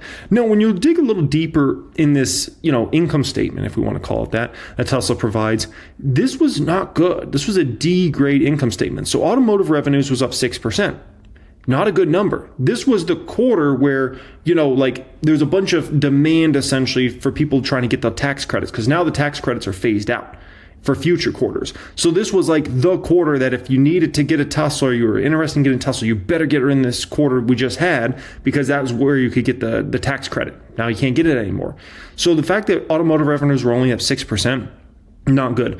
Energy generation and storage revenue came in with 44% growth. That's good number, but remember that wasn't that long ago. That business was growing like triple digits. Okay, services and other revenue had a nice number of 25% growth there. That's really I think the exciting part of Tesla's business, in my personal opinion. Total revenues grew 12%, which is okay, but not when you trade at the valuation you trade at. If Tesla grew revenues at 12% and they trade at a forward P of 25. Cool, like that's good. Even a forward P of 30, 35, that'd be fine. But when you trade a forward P of like 200 plus, 12% revenue growth isn't cutting the mustard. Total gross profit only grew 1% on a year-over-year basis. Total GAAP gross margin, generally accepted accounting principles, gross margin was actually down 185 basis points. Operating expenses was up 50%. You can't have your operating expenses up 50% and your revenue is only up 12%. That's going to kill your profitability, right? Income from operations fell 40% year over year for the company. 40%. Operating margin fell 501 basis points. I mean, that's just a fancy way of saying 5 percentage points, but that's ridiculous. Adjusted EBITDA was down 9%. Adjusted EBITDA margin was down 348 basis points. Net income on a GAAP basis was down 37% and on a non-GAAP basis down 29%. EPS on a GAAP basis down 37%, on a non-GAAP basis down 31%. No bueno. No bueno. Like Tesla's got major problems with this business model, like major. When you're profitable, like this isn't like this is a first quarter their profitability's gone down. Their profitability's going down several quarters in a row now at this point in time, right? You can't just keep posting these sorts of numbers. Like your EPS down 37% on a year-over-year basis is a dumpster fire. No, the main issue with Tesla, I mean, there's a lot of issues with Tesla, but one of the issues is they're high-end vehicles. Look at production of their other models. That would be like Cybertruck, Model S, Model X. It's down 56% year over year. And deliveries of other models was down 30% year over year, right? That's not good. Listen, if you're thinking about who are the people you should be selling autos to right now, who comes to mind? Rich people that are higher income, right? 6-figure earners, 6, 7, 8-figure type net worths, right? That's really what you should be going after given the economy we've had the last few years. We know the middle class got sliced and diced by inflation, right? And then under the middle class got hit even harder. Inflation can actually help the wealthy and the rich, right? People that are doing well financially, big incomes, people that have big net worths, things like that.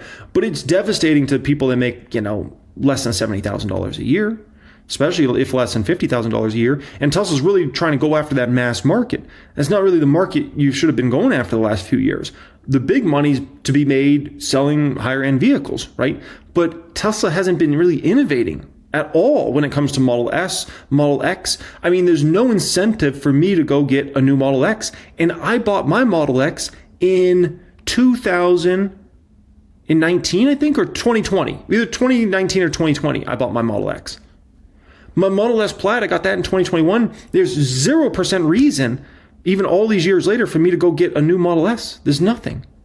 And so, that's a big miss on Tesla and Elon Musk. And that's what happens when you got a CEO who's focused on a million different things. If this was Elon Musk was just focused on Tesla, I guarantee you they would have had compelling products out there in the market on a high level that would have made people like myself say, you know what, I'm going to go turn in my Model S I got back in 2021, my Plaid. I'm going to go turn in my Model X that's now 5-6 years old and go get something new.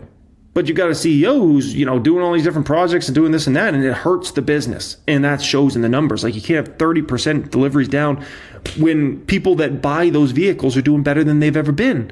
Like, that's crazy, right?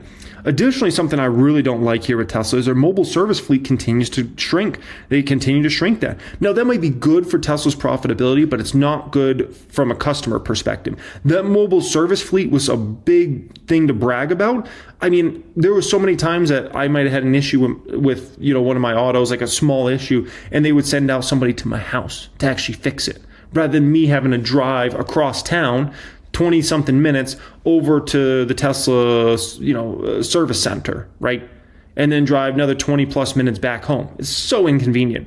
When they just show up at your door, it's like the most magical experience. But they're basically, it looks like they're trying to get rid of that when you see the numbers quarter after quarter after quarter. And that was something you could really brag about to your neighbors, to your friends, to your family members.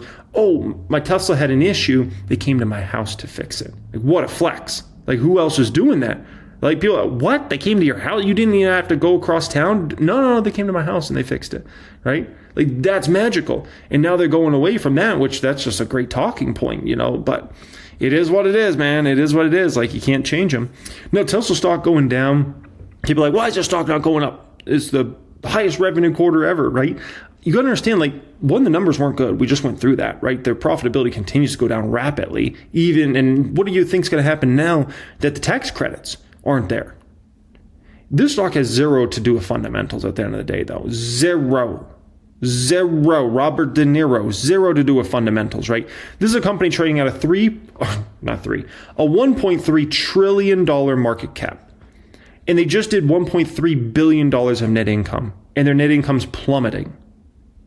This stock has nothing to do with fundamentals. Absolutely nothing. So anybody that wants to say, the stock should be going up because revenue grew 12% year over year, no. No, okay? And, Elon Musk, as everybody's excited about Robotaxi, right?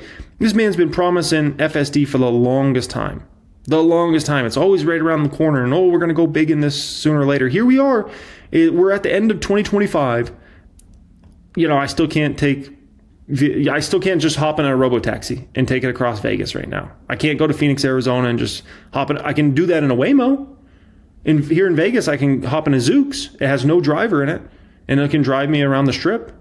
I can go to Phoenix, Arizona, Scottsdale, and a Waymo will drive me around with no driver in it. I still can't even do that with the Tesla. And we're at the end of 2025, ladies and gentlemen. So like these promises keep happening again and again and again and again and again, right? And at some point in time, people just stop buying it. And I put this on my X page. If you ever want to follow me on X, I always have it linked in the description. I said, spoiler alert, Tesla won't make any significant money from Robotaxi until the 2030s. Here's a deal. If you want to think about the math in regards to this business, right? So 2026, they should start making like millions of dollars of revenue from this business model, right? They'll get a little expanded out there more. They'll be doing something in the millions, right? Could be tens of millions, could be hundreds of millions, but it'll be something with an M in front of it. 2027, they'll likely cross $1 billion of revenue. This is not profit, ladies and gentlemen. This is revenue.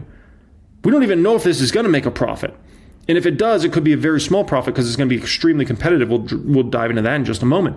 2028, they'll start doing multi-billion dollars of revenue. And then 2029, they should cross into the $10 billion plus revenue numbers. Okay, revenue numbers. So if you're even making a profit on that, maybe $1 billion, maybe like that's good case scenario, $1 billion. And we don't even know if that's possible. $1 billion on a $1.3 trillion market cap is nothing. The people haven't even realized yet that the robo-taxi opportunity is nothing in this decade. Talk to me in 2030s, then we can talk about this might actually be something, right? This will be a substantial business. If we look at Waymo, Waymo's by far and away the strongest company in the robo-taxi space, and it's not even close, right? It's them and then everybody else. Then you can look at Amazon, you can look at Tesla, all these other companies, right? But Google's clearly in front with Waymo. Yeah, back in April, they said Waymo is providing over 250,000 paid robotaxi rides per week across its major U.S. markets, which is great. That's irrelevant to Google's numbers. Like this business, even as they expand Waymo massively all over the United States of America and maybe even into some other cities around the world, over the next 4 years, it's still going to be irrelevant to Google's numbers until the 2030s. The 2030s, that will start to matter. But these companies are so large with their revenue bases, you need to be doing such crazy volumes to make it like, this actually matters to the financials of the company, right? And so even the big dog, it doesn't matter to their financials and won't anytime soon. Amazon right now is testing their product Zoox in San Francisco and Las Vegas. You can hop in one here in Vegas. If you ever come to my city, Vegas, and you're down in the Strip area, take one, they're free. And there's no driver in it, and you just hop in and you go. So it's kind of a cool thing, right? But this is going to be a very competitive space. And the thing that Tesla's going to have to go against in this market is, one, they're going to have to go against the regulators, the states and the cities, which is going to take forever to get this thing really up and rolling, right? Two, they're going to have to go against Google and Amazon, two companies that have unlimited money. Tesla doesn't. Tesla just did an embarrassing number, $1.3 billion in net income. Amazon and Google, they wiped their nose with $1.3 billion. Amazon's so unfazed by, they're giving rides for free. They're like, we don't even care to make money off this anytime soon. We'll give rides for free. You want to go against them? Good luck. Good luck about that, right? No, Tesla. Here's the deal, okay? If you're thinking about Tesla as a stock, why is Tesla stock going up so much, even though the fundamentals are so crap, right?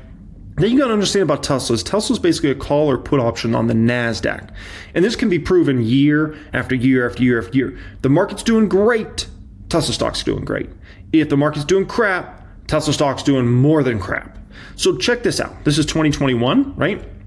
Tesla stock up 60+%, and NASDAQ up 24%. It's a call option, right? Doing far better than the NASDAQ. 2022, NASDAQ's down 33+%. Tesla stock down almost 70%. Almost 70%. Put option. 2023, NASDAQ comes rolling back. Oh my gosh. Look what Tesla goes ahead and does. Exactly that, right? So NASDAQ goes up almost 40% in 2023. And look at Tesla. Over doubles that year. Well over 100% gain for Tesla. 2024, guess what? Another great year for the NASDAQ, 32% gain. Tesla stock at a 65% gain in 2024.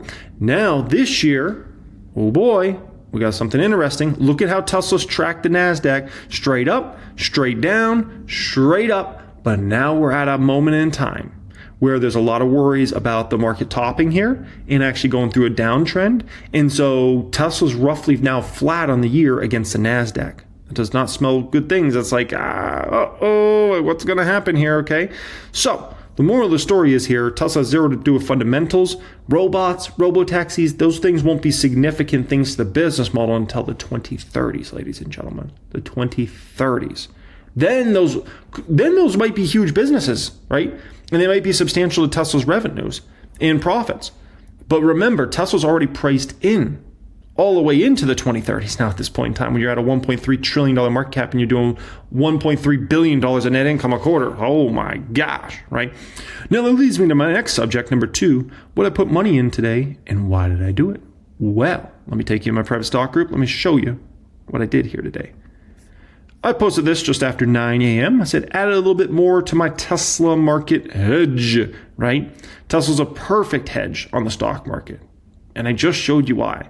Stock market goes down a bunch, Tesla goes down dramatically more. So if I'm worried about, oh boy, this market might be frothy, we might be topping sometime soon here, it makes sense to hedge against something like Tesla. So what I went ahead and did, I added more this morning to my Tesla hedge position, TSLZ here. I'm up to 44,444 shares. That's about a $32,000 position here. And here's how the math works around this based upon my estimates, okay? This is how it works, and this is why this is so compelling to me, okay? Let's say, hypothetically, NASDAQ goes through a little bit of a tough time short-term meaning the next 2 months, okay? And the NASDAQ goes down 10%. Not a crazy number. That's not a 2022 where the NASDAQ goes down 30+%. That's not a great financial crisis where the NASDAQ goes down to 50%. That's not a tech bubble when the NASDAQ went down 70%. Just 10%. Just a nice little pullback. 10% down. In that market, I would say Tesla's down at least 25%, right? It's usually going to do 2x or 3x, whatever the NASDAQ's doing on the upside or downside. If you get a 25% down move in Tesla, I'm 2x leveraged against Tesla. That's going to be like a 50% move, roughly, somewhere in their ballpark in regards to this, right? So I'll get like 50%-ish appreciation. So that $31,000 then grows to $47,000. And once again, that's off of only a 10% NASDAQ move down.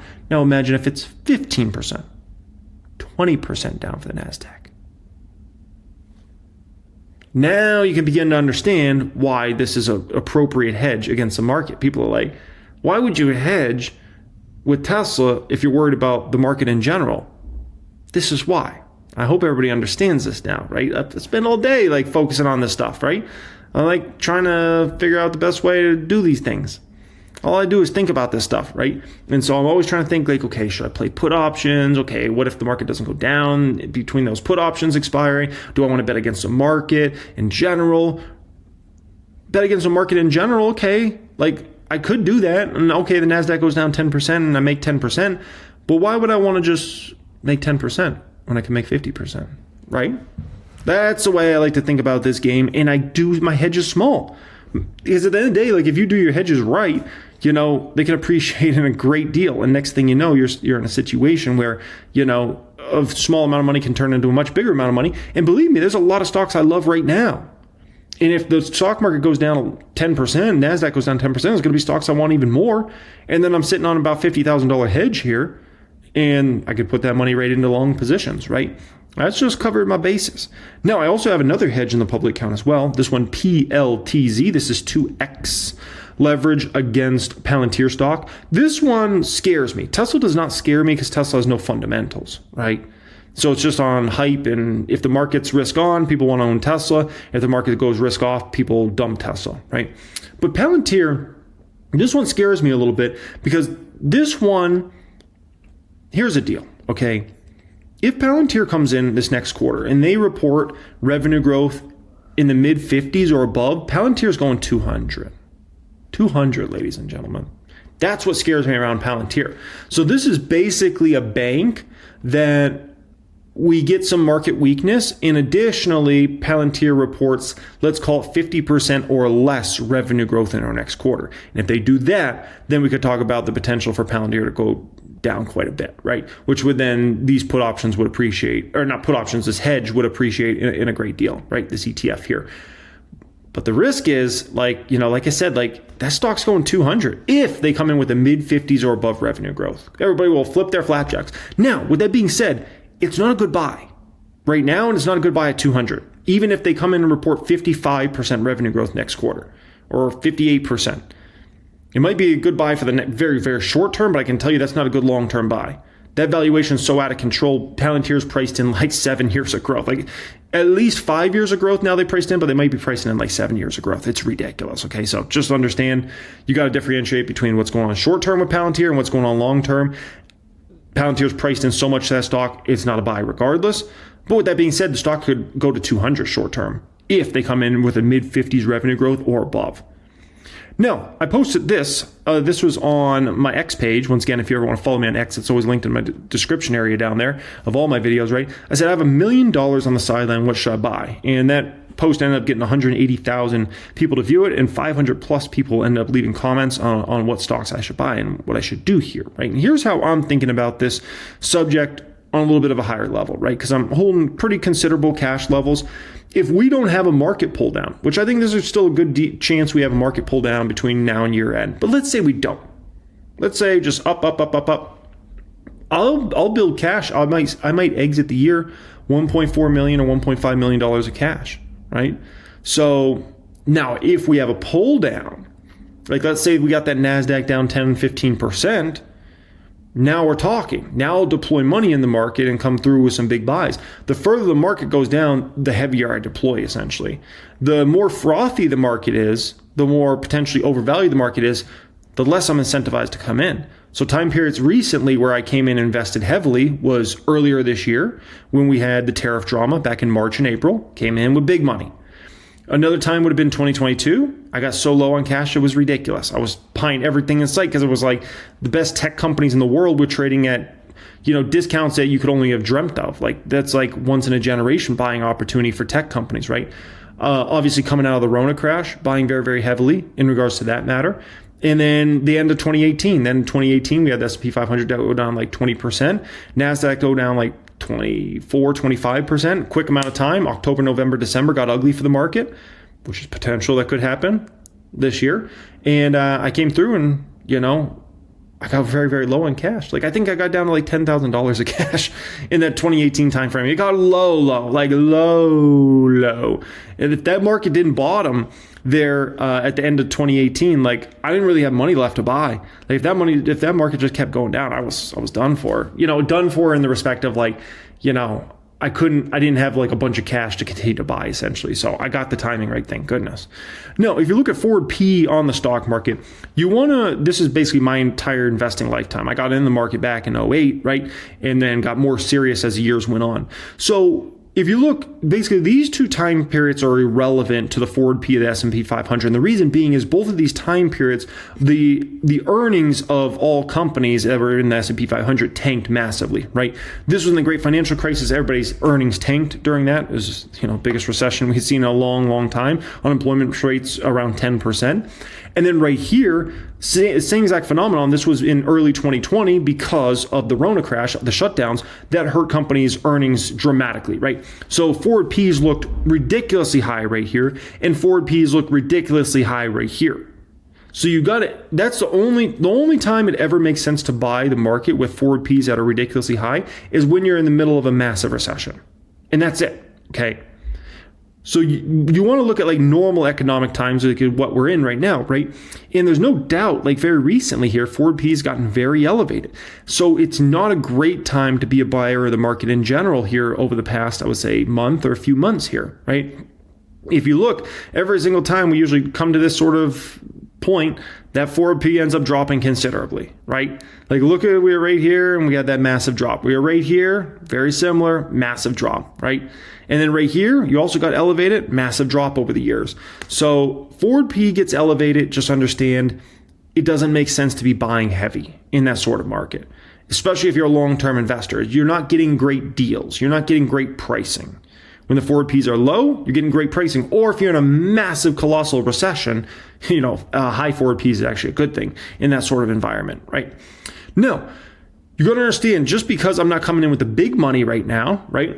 I'm not coming in with the rocket launcher. You got to understand, I'm still buying thousands of dollars of stocks every Friday. Every Friday, I'm buying in the public account. I'm buying in my Patreon portfolio. I'm buying in my private portfolios every single Friday with thousands of dollars.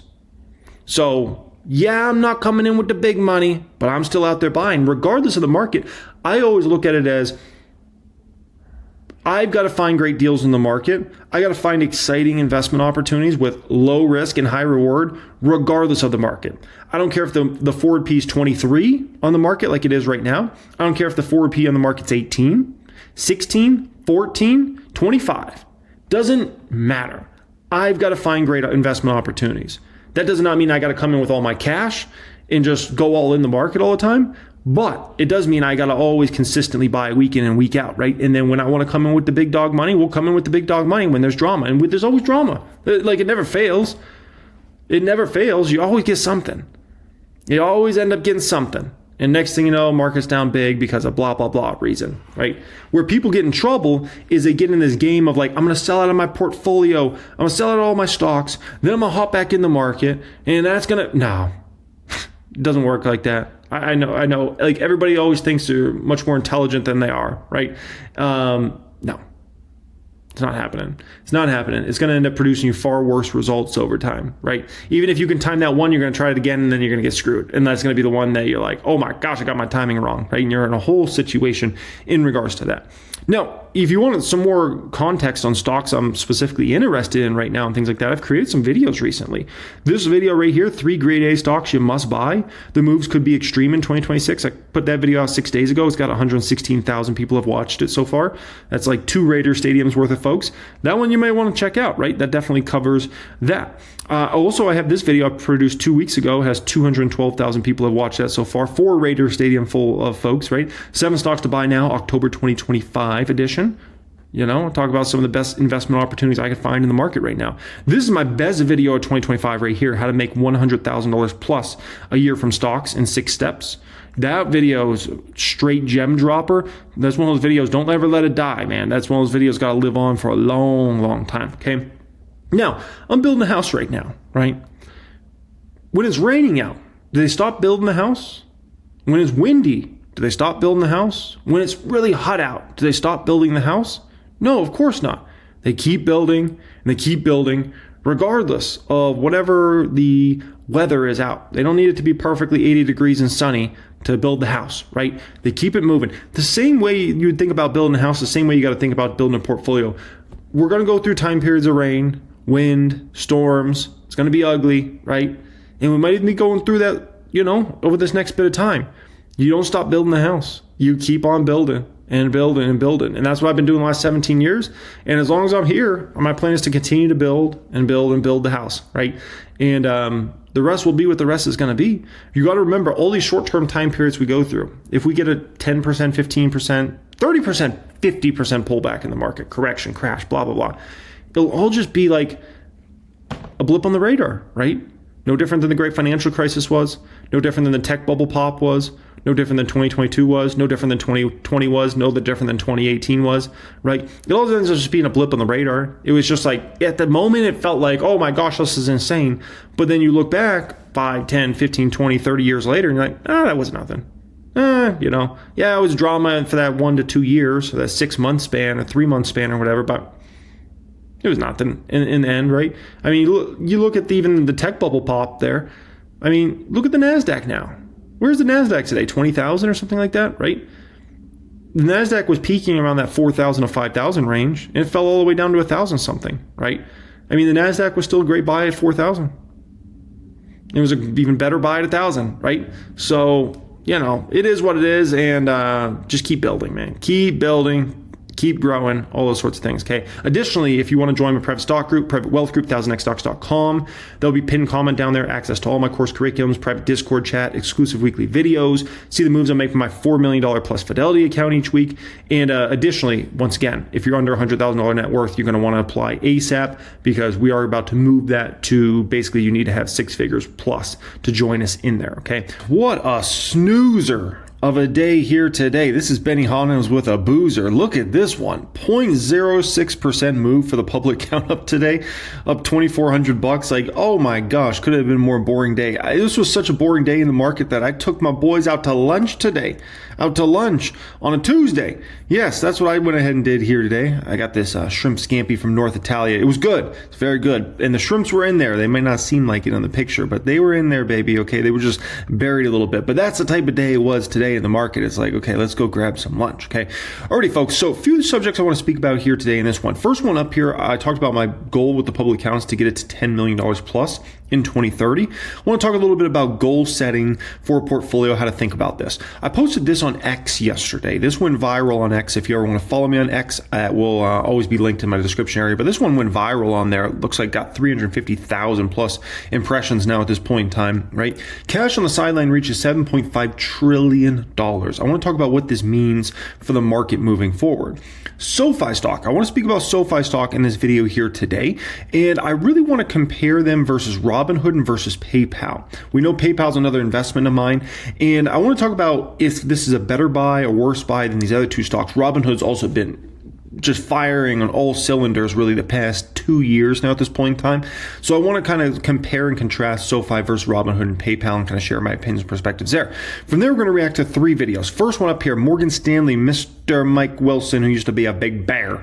Want to hear about his opinions on the market, the Fed, all that good stuff. Morningstar analyst Seth Goldwyn has a sell rating on Tesla stock. Looking forward to reacting to that one, sharing my opinions and perspectives there. And then Bill Baruch bought more Amazon stock. We know I love Amazon stock, so looking forward to sharing my perspective and opinions on Amazon stock in his whole dealio. One thing only I need from you guys. If you could please just smash that like button. If you could just hit that thumbs up button, that will make my day. Especially on a boring day like it was today in the market, I need that thumbs up more than ever, okay? Additionally, if you want to see more of my videos in the future, you would really enjoy this channel, you really enjoy the reaction channel and all the subjects I speak about, make sure you're subscribed to the channel. If you're subscribed, higher probability YouTube will show my videos to you in the future. If you're not subscribed, lower probability, okay? Alrighty, guys. So let's get rolling in regards to all this. So first off, listen, okay? Building a portfolio to $10 million plus, that's my goal by 2030 for the public account. How should you think about setting goals for your portfolio? Everybody watching this right now, listen. Whenever you set your goals for a portfolio, make sure it's like a 5-year out goal. Do not, and I repeat, do not set short-term goals for your portfolio as a long-term investor. That's going to end up very bad. You're not going to see me say, I have a goal that I want the public account to be blah, blah, blah number at the end of 2026. No, there's just not enough time to play with there. Anything could happen between now and 2026. The market could crash. The market could have a correction. The market could go complete risk on, fly to the moon. Valuations could push up. There's a million different things that could happen in the short term. And if I place a goal on my portfolio, that's, let's call it 14 months from now, that gives me no time to play with there, which means I could end up making a lot of bad short-term decisions that are going to affect my long-term returns very negatively, where I start trying to play this game of like, let me sell out of stocks, let me buy back in, let me go on margin, let me go call options, let me invest heavier on risky stocks than I usually would, things like that, right? I'm underperforming, I'm not going to get to my goals, so let me sell out of my dividend stock. Like, no. Always set like a 5-year out goal for your portfolio. So then you can be directionally in the right place, right? And there's going to be some times you're going to set that 5-year goal and you're going to maybe a little underperform it, and sometimes you're going to way overperform it. I mean, if we went back 5 years ago, right? 5 years ago, how big was a public count 5 years ago? My guess is the public count 5 years ago was probably around $1 million or maybe just over $1 million. So my guess is if I had to set a 5-year goal, I probably would have said $2 million or maybe $2.5 million, something like that, right? We're almost $4.1 million, so way ahead of schedule if I had set a 5-year goal at that particular time, right? So that's great. Like sometimes you come in and beat it. This is not going to be easy for me to grow this portfolio to, from 4.1 million where it's at now to 10 million over the next 5 years. High probability at some point in the next 5 years, we have a stock market crash, right? We might have 1 or 2 corrections that amount of time. We'll have plenty of pullbacks. So it's going to be drama filled next 5 years. But the moral of the story is, regardless of what this market throws at me, I need to grow, right? And find the best investment opportunities in the market. And so my goal is to grow this to an 8-figure portfolio by 2030. And we'll see if we go ahead and achieve that. But never set short-term goals for your portfolio as a long-term investor. That will end very, very poorly, okay? By the way, I want to let you guys know before we go further here, effective January 1st, if you have less than $100,000 net worth, you will not be allowed in the private group. So basically, if you have under $100,000 net worth, you should get in there ASAP. That will be the pinned comment down there today. That's access to all my course curriculums, a private Discord chat, all that good stuff. We're already up to 2,620 members in the private group, and I'm not trying to take it much above 3,000 members. Demand to join the private group this year has been ridiculous, and I'm definitely looking to slow it down quite a bit next year. And so that's the plan as far as that goes. So next year, basically everybody that's going to join is going to have a minimum of $100,000 net worth starting next year. So if you want to get in there before, that will be pinned comment down there, okay? Alrighty, next up here. So I posted this on X. This went viral. Once again, my X is always linked in the description area down there if you guys ever want to join me on there. But cash on the sidelines reaches $7.5 trillion. What does this mean overall for the state of the stock market, okay? This means 2 things, very importantly. First one is, this means if we have any sort of pullback, correction, dare I say crash in the market, there's just a ridiculous, unlimited amount of money out there on the sidelines ready to pounce on this market, right? We're talking about 7.5 trillion, and this number continues to build. It's not like this number already peaked and it's starting to go down. This number is continuing to build, ladies and gentlemen, build. So I don't know where this number goes between now and the next crash we have. I mean, there's a potential this could climb to 8 trillion, 9 trillion, 10 trillion, who knows, $12 trillion before we get the next stock market crash. And so that will put somewhat of a floor. It's no guarantee of putting a floor under it whenever the next stock market crash comes, but there's a lot of money out there ready to buy, right? The second thing, that might even be more important in this, is this allows investors to invest in a way that they're not that fearful because there's so much money over there, right? And everybody's got different requirements as far as I want the market to go down 10% and then I'm going to buy heavy, or 20% or whatever it is, right? And so if you look at it from that perspective, it gets hard to get a crash in the market because there's so many people that really need to get in this market. Let's say you've been, let's take it to I like to take these things to a dramatic example just to kind of illustrate my point. Let's say instead of being invested in the S&P 500 over the past year, you said, I'm all cash treasuries, okay? So, okay, you put all your money in treasuries, you're probably earning around 4% roughly, right? Around 4%. The S&P 500 is up 15% roughly in the past year. Now, there's a lot of stocks. If you're in some great individual stocks, you've made 30, 50, 70% on your money over the past year, right? Incredible gains. But just being in the S&P 500, that's 11 percentage points of difference there, which, if you've got $10 million in the S&P 500, you've made, $1.5 million return over the past 1 year. Just being in the S&P 500. You have the same amount of money in treasuries, you got a $400,000 return. So we're talking about $1.1 million extra of gains. It's a lot of money. That's a lot of money, ladies and gentlemen, even for somebody that has $10 million, right? So this really illustrates this point of like people, are like, even all these people that are in treasuries are just looking at this market year after year after year. The market's been on a tear for 3 years now. Remember, this market bottomed out right around 3 years ago. I believe it was October 2024 we bottomed. I don't remember the specific date, but I think it was late October, if I recall, of 2022, where we bottomed out this market. It was 3 years ago almost today. 3 years ago almost today. And we've been on an absolute tear for the past 3 years. And, if you've been on treasuries this whole time because of all the worries, we had inflation worries, Fed worries, Russia-Ukraine worries, SVB Bank, the regional bank collapse. Oh my gosh, just a thing after thing after thing, tariffs.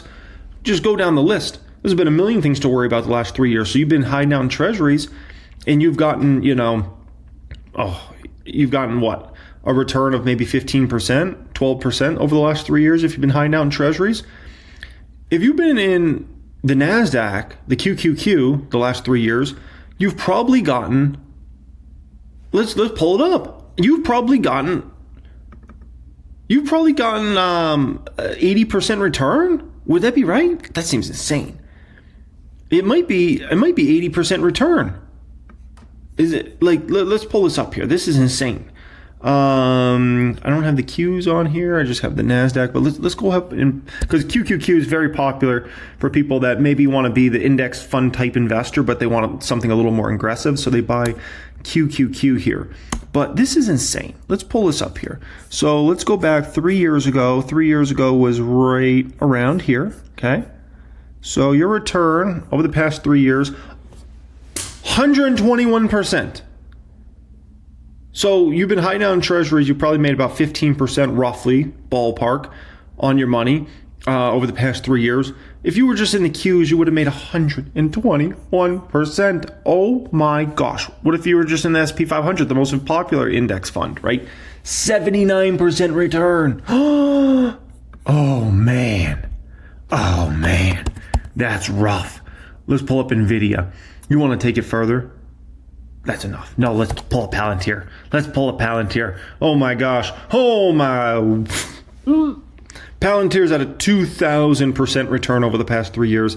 NVIDIA's at a 1,200% return over the past 3 years. Unbelievable.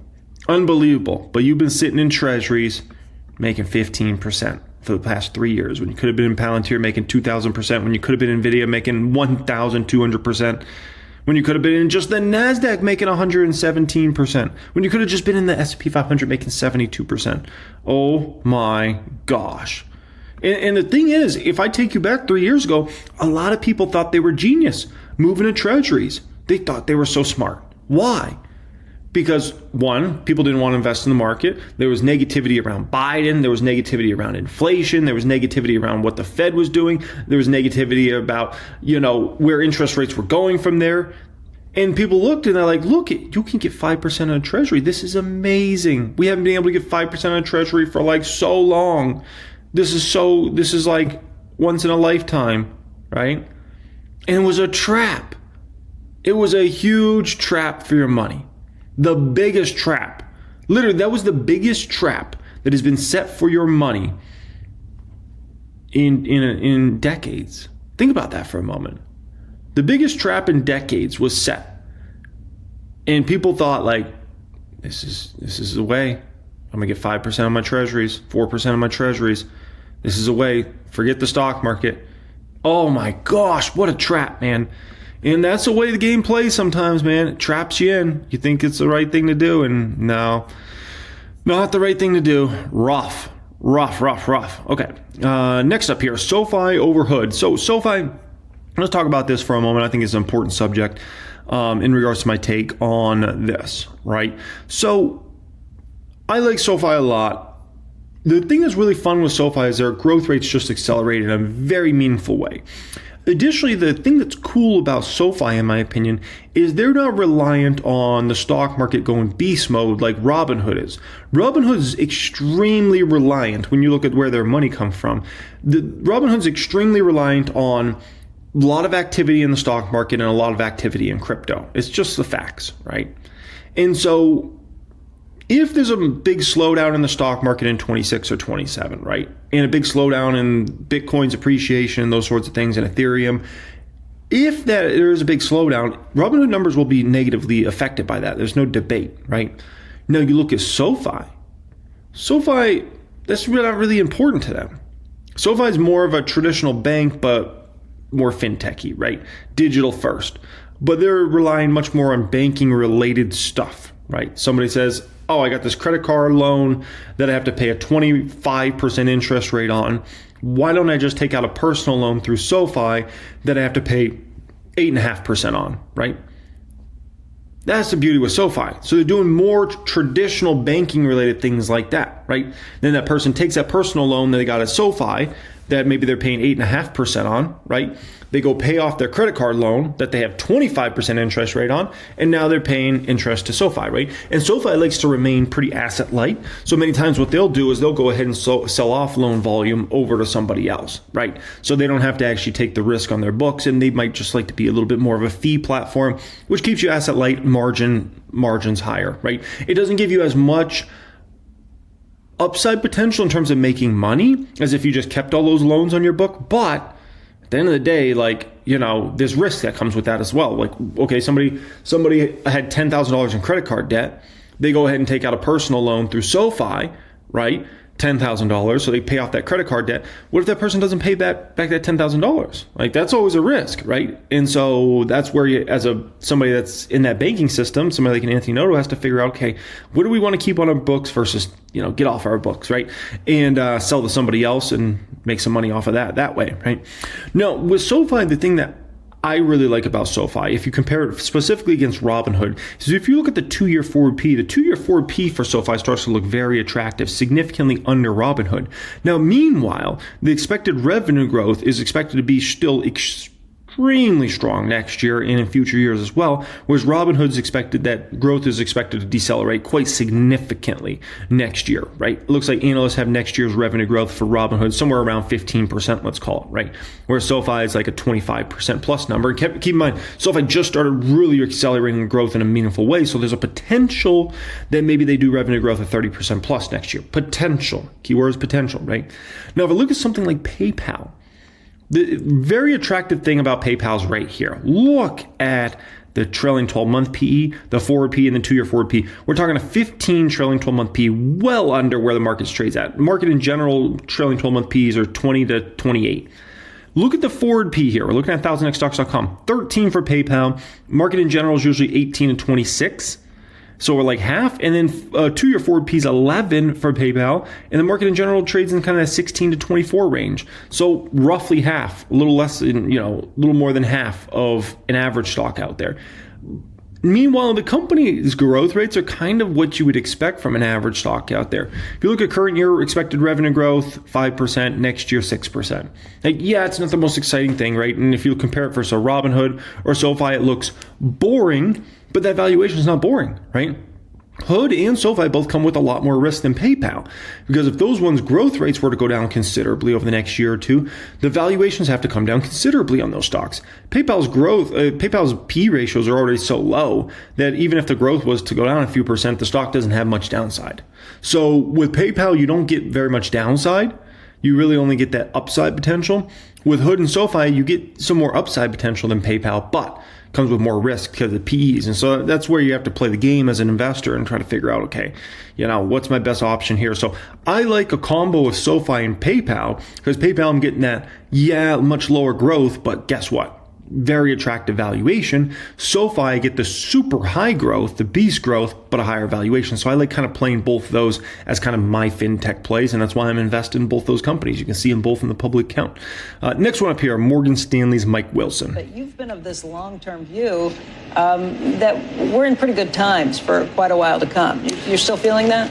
Yeah, I think our differentiated view is what we talked about, I think the last time I was on the show, is that we believe that we were in a rolling recession for the last 2 or 3 years. The private economy has been quite weak. Yeah. I think the Treasury Secretary sort of said the same thing. And now we're in a rolling recovery. The recession itself ended with the Doge layoffs. And if we look at the data closely, and we've documented this, it shows very clearly that there was a spike in layoffs, and there was a low in all the jobs creation, which the revisions now are proving. And the stock market figured this out. The stock market is smarter than all of us. And the confirmation for us is that the earnings revisions now have really exploded higher in a way I got my new lifetime membership card for the private stock group here. Ooh, look at this baby. Oh, it's gorgeous. I got to keep it in the plastic wrap. It's too nice. And that's in addition to, when you join us in there, you get your 1000X Steel membership card.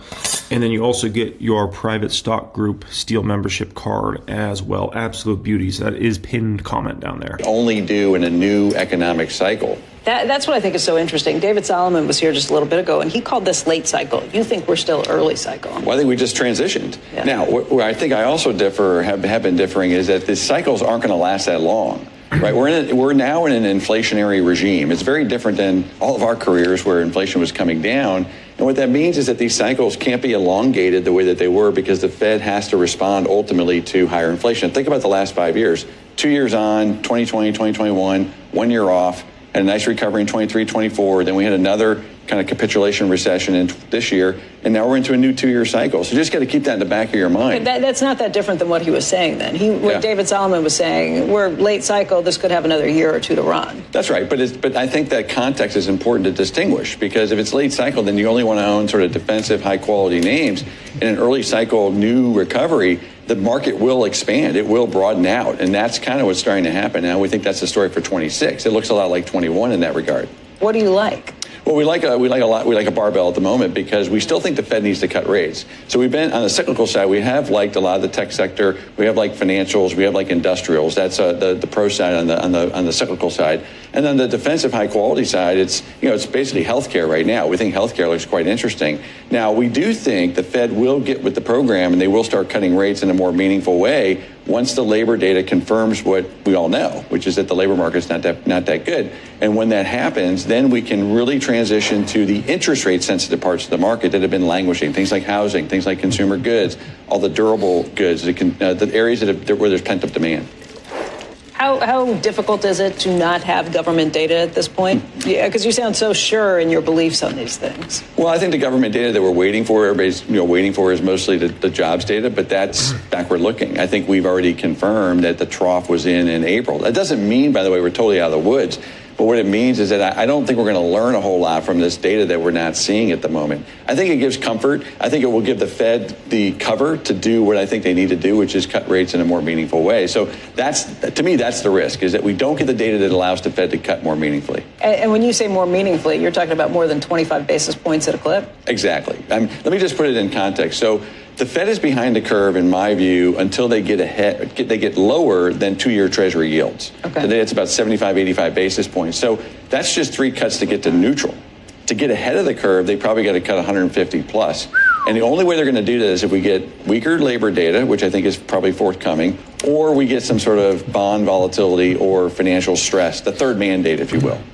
All of your thoughts about the market continuing to climb from here, what would happen if we do get some of that bond market turmoil that you're talking about, or tensions continue on this China trade front? Because that's been the macro issue that has made markets wobble recently. Yeah, so I want to distinguish. Our 12-month view is quite constructive for the reasons I just laid out. But in a short-term basis, this is probably the first time since April that I think we have maybe a tradable correction. And it would be those 3 things you mentioned. First, the China-U.S. trade tensions. We're kind of walking towards this, deadline. The markets may get nervous around that. And by the way, it's a correction. It's not like we're going back to where we were in April, but a 10% correction would feel pretty nasty.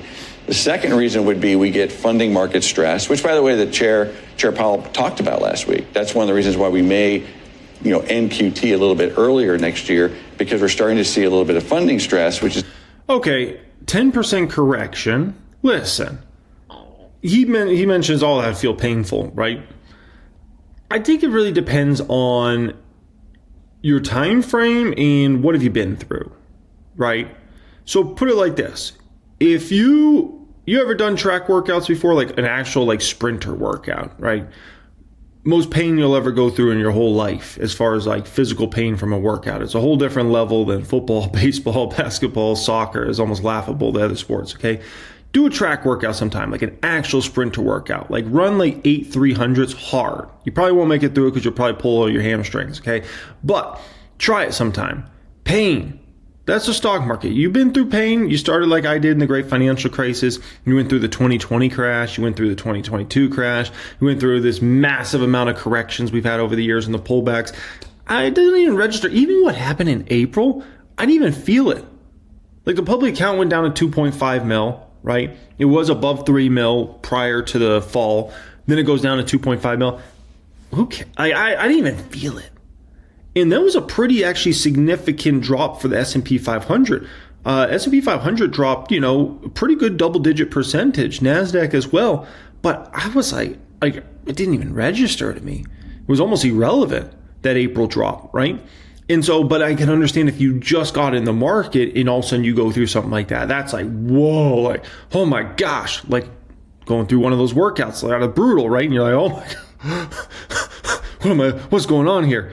It's the same thing. So the more experience you get the more crashes you go through, corrections, pullbacks, the more all this stuff is just nothing.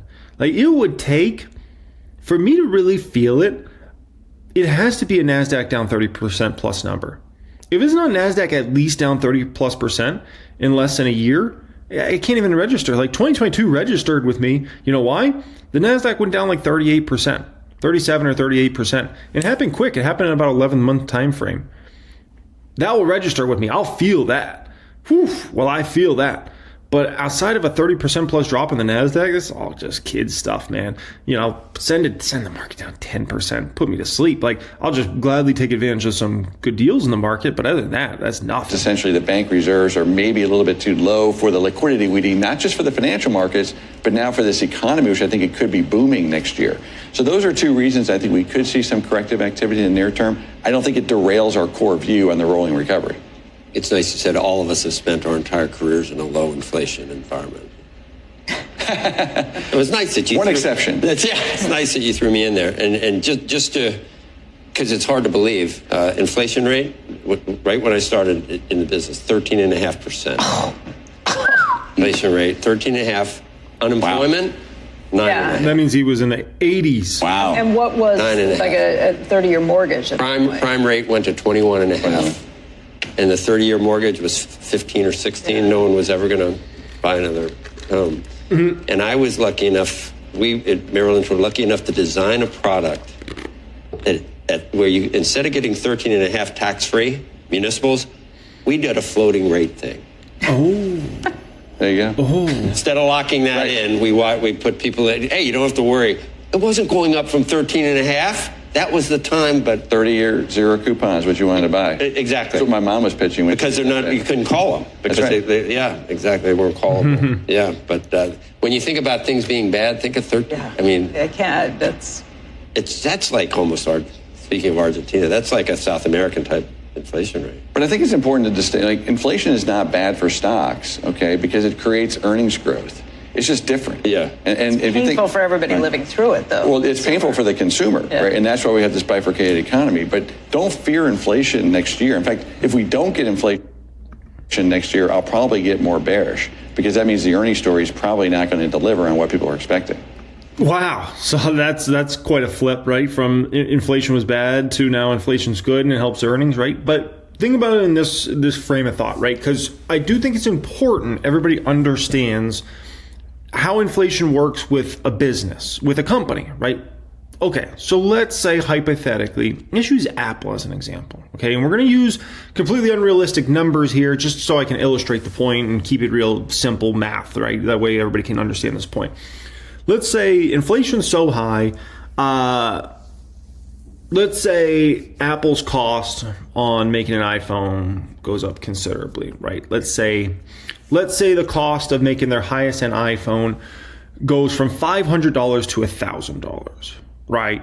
Okay. And let's say that phone they usually sell for $1,000. Well, if Apple keeps it at $1,000 and it costs $1,000 to make it, they have 0% margin, right? They have no margin there. They're just doing business for free, I guess. You know, like they're not going to actually make any money. So now before their profit was $500, right, per iPhone. $500 to make it. They sell it for $1,000. Just using rough numbers here, $500. Now let's say, okay, the inflation came and hit, so their cost doubled. So they say, okay, we're going to go ahead and double the iPhone price as well, right? Inflation is completely crazy, so we're going to $2,000. So we doubled our cost, right? But we also doubled our price. So now it's $2,000 to buy an iPhone, and it costs $1,000 to make it instead of $1,500 before. Now their margins just actually went up. Now they're making $1,000 of profit per iPhone sold. So as long as you can offset that percent increase, you actually end up making way more money than you previously did. Now, for some businesses, they can offset it. They can go up on the consumer, and it's no problem. Certain businesses can do that. Other businesses can't.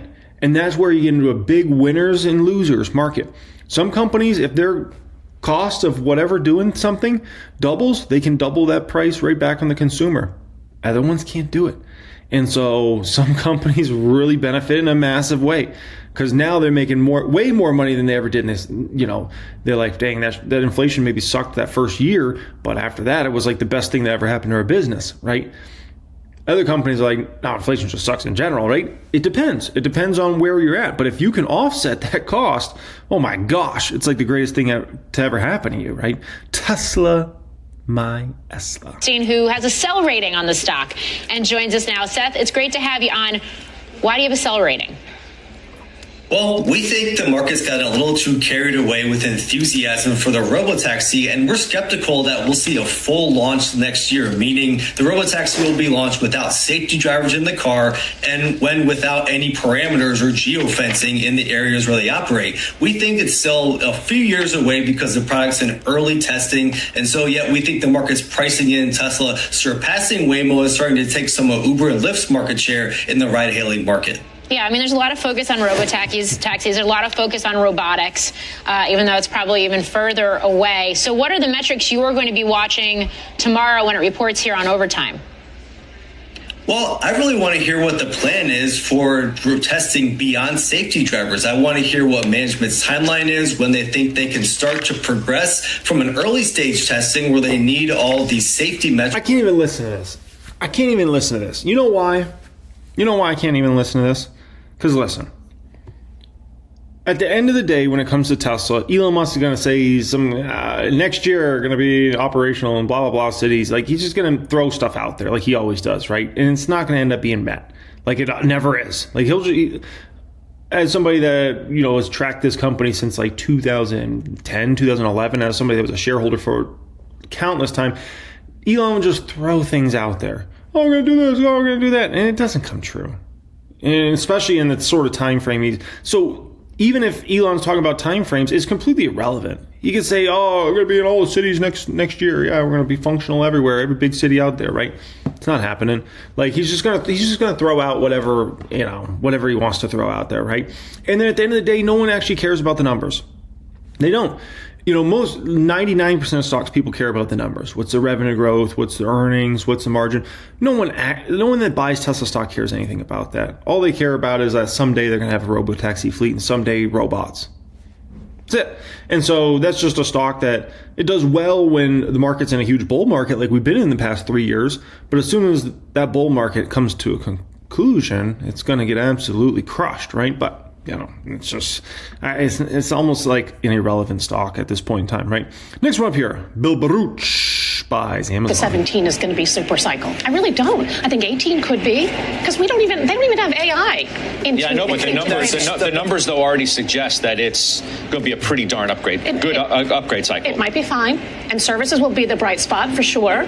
but I still don't think it's not going to lift the growth rate. It's not going to lift the 8% growth rate. Can't you incorporate the fact that potentially they will deliver at some point on AI, because that's not built into stock price? I could wait until the second half of next year and let's see, and we'll figure that out. Well, but I think so Stephanie Link, there's a lot of things I agree with her on. This is not one of them. Listen, you cannot view a stock and say, I'll wait till next year when it's more clear about blah, blah, blah. Apple, like, if at the end of the day, like, Apple could be 300 by that time, 350. Like, you don't know. Like that's just, I wish it was so easy. I wish the stock market was so, I actually am glad it's not, because I'd probably make way less money. But if the stock market was so easy where you could just wait till it's crystal clear to go buy this stock because now they got the blah, blah, like, and then you get to make a bunch of money, that would be so easy. But it doesn't work like that. You have to do it when it's dark, when people are unsure. AMD is a perfect example. Look at AMD stock, right? AMD stock, a lot of people were very uncertain about it, right? AMD went all the way down to $80-something a share back in April. People very uncertain. What's the future of AMD? Are they actually going to be able to compete with AMD, their AI chips, this and that, right? So much uncertainty, very dark, very cloudy, right? And a lot of us that did the big research on it understood they're actually very well positioned for 2026 and beyond, right? So we figured out that, other people didn't. Now it's much more clear. Now it's much more clear on where AMD's future going. So you could wait to now to buy AMD, and it's not like there's not money to be made, but now AMD's what, a $230, $240 stock? You could have bought it a few months ago for $80. Yeah, it was very uncertain. But guess what? Like, you know, you missed out on a huge opportunity. I don't know what happened to my camera there, but all right. You're willing to pay for it. If you don't want to pay 31 times, the market's at 23 times. You don't think it deserves a premium? not with that growth rate. What would you be willing to pay for it? 23 times market multiple. I bet. I just think that there are other names. Like, for example, Meta. Meta is growing 20%. Point. That's a fair point she brings up there. Like, what am I willing to pay? I'll pay 23 times. That's fair, right? I think Apple's worth a little more than 23 times. I don't think Apple's worth 34 forward P. I also think Apple's worth more than a 23. I would say Apple's fair value is at about a 28 forward P, maybe 29. Operating margins last quarter expanded 500 basis points. Names like, for example, Meta. Meta is growing 20%. Operating margins last quarter expanded 500 basis points. The year of the efficiency is now the decade of the efficiency. That's so right. I think operating margins go much higher. The stock is trading at 21 times for 20% growth. That I pay for. And I have no idea why it's lagged the Mag 7 so far year to date, but I think it's going to play catch up. And I like it very much. And Amazon, throw that one there in there too, because that stock has done nothing. And that valuation at 13 times EBITDA, when historically it's traded 18 times, and I do not think AWS is losing market share at all. I think it's just a law of large numbers. They're growing 17% versus Google and Microsoft at 30%. I got it, but they're much, much bigger. So, and they also have the retail component, and they have the advertising component. So those two are much more compelling to me than Apple. Morgan's. And, you know, this is why the public count is set up in a really good way, because two of my biggest positions, or Meta's certainly the biggest in the public count, and then Amazon's one of the other biggest. Where's Meta stock going next year, 2026? I believe it's going to 1,000 plus. Based upon this type of valuation, if you get the growth rates they're posting, there's no doubt in my mind Meta's going 1,000 plus next year, right? Am I going to go place call options on that? No, because who knows what could happen? Correction in the market, crash in the market, right? And then it doesn't happen. I'm not going to go say I'm going to go buy $1,000 strikes on Meta, right? Not my game. I don't care. Like, I'm going to make a ton of money from Meta anyways over time, right? But I think there's a high probability Meta goes to 1,000 plus in 2026. Where's Amazon in 2026? I think Amazon goes 350 next year. Am I going to go buy call options on Amazon? No, because it might not. But at the end of the day, like, if I had to guess, I'm like, I think Amazon could push toward 350 next year. I think that's a big game of catch up that's going to happen with Amazon, right? And then that sets me up with the top, the second stock, right? Because that's the number one and number three biggest in the portfolio. Number two is AMD. Where's AMD next year? Easily in the 300s, in my opinion, but maybe pushing 400 next year. After people see the growth rates, oh my gosh. So the public count, you know, Could the public count eclipse 5 million and maybe even go 5.5 mil, push up towards 6 mil at some point next year? Outside of a major correction or crash in the market? Yeah, it could. We could easily see a 5+ in the public count next year. Stanley expects Meta to move meaningfully on earnings. They look for better than expected ad results and a guide on engagement growth accelerating. B of A's bullish, quote, look for revenue to beat to support AI investment returns. They like a buy. Deutsche is asking, can they shake off the overhangs, right? Steph talks about some of that's kept the stock from outperforming some of its peers. Amazon is an interesting one, as we said. Bill Baruch joins us now because he agrees with Steph. He's bought more of that name. Tell me more. You can't have a quality conversation without mentioning Amazon. The stock is trading at 25 times forward earnings right now. It's one of its lowest valuations ever. We expect AWS to reaccelerate, maybe 19% year over year revenues, profitability to reaccelerate. What really kind of got us on yesterday to really pull the trigger, tested the 200-day moving average on Friday. It responded into yesterday. The broader market, another clean, constructive pullback. That's been the trend. You pull back, you have this nice big, kind of bottom out really quickly and then rally. I think the market in general is setting the stage for new record highs maybe after today or tomorrow. And we like to look at opportunities just within that type of, that's our framework. So if Amazon gets out above 230, I think you're also going to see those flows. As a name that hasn't done much this year, if it gets above 230, a lot of people are going to chase it. So I think it's just a really great backdrop here to be adding and increasing Amazon. We were at a 4.5% position. We have increased it to a 6% position. I've talked about the cash that we've trimmed names over the last couple of months. So we're getting that cash to work. And I think there's no better place right now than to look at Amazon ahead of earnings. Yeah, that's the thing with big tech stocks. I think people have to understand about these stocks is they'll go through these periods when they'll put you to sleep. And it's like, what's wrong with this stock? What's wrong with NVIDIA? What's wrong with Apple? What's wrong with Microsoft? What's wrong with Google? What's wrong with Meta? What's wrong with Amazon, right? And then those stocks will just turn around and absolutely rip faces off on the other side.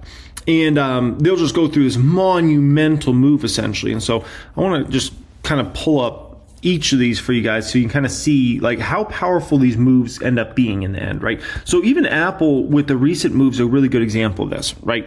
Pull up a 6 month of Apple. The stock's doing nothing, right? It's just lagging, right?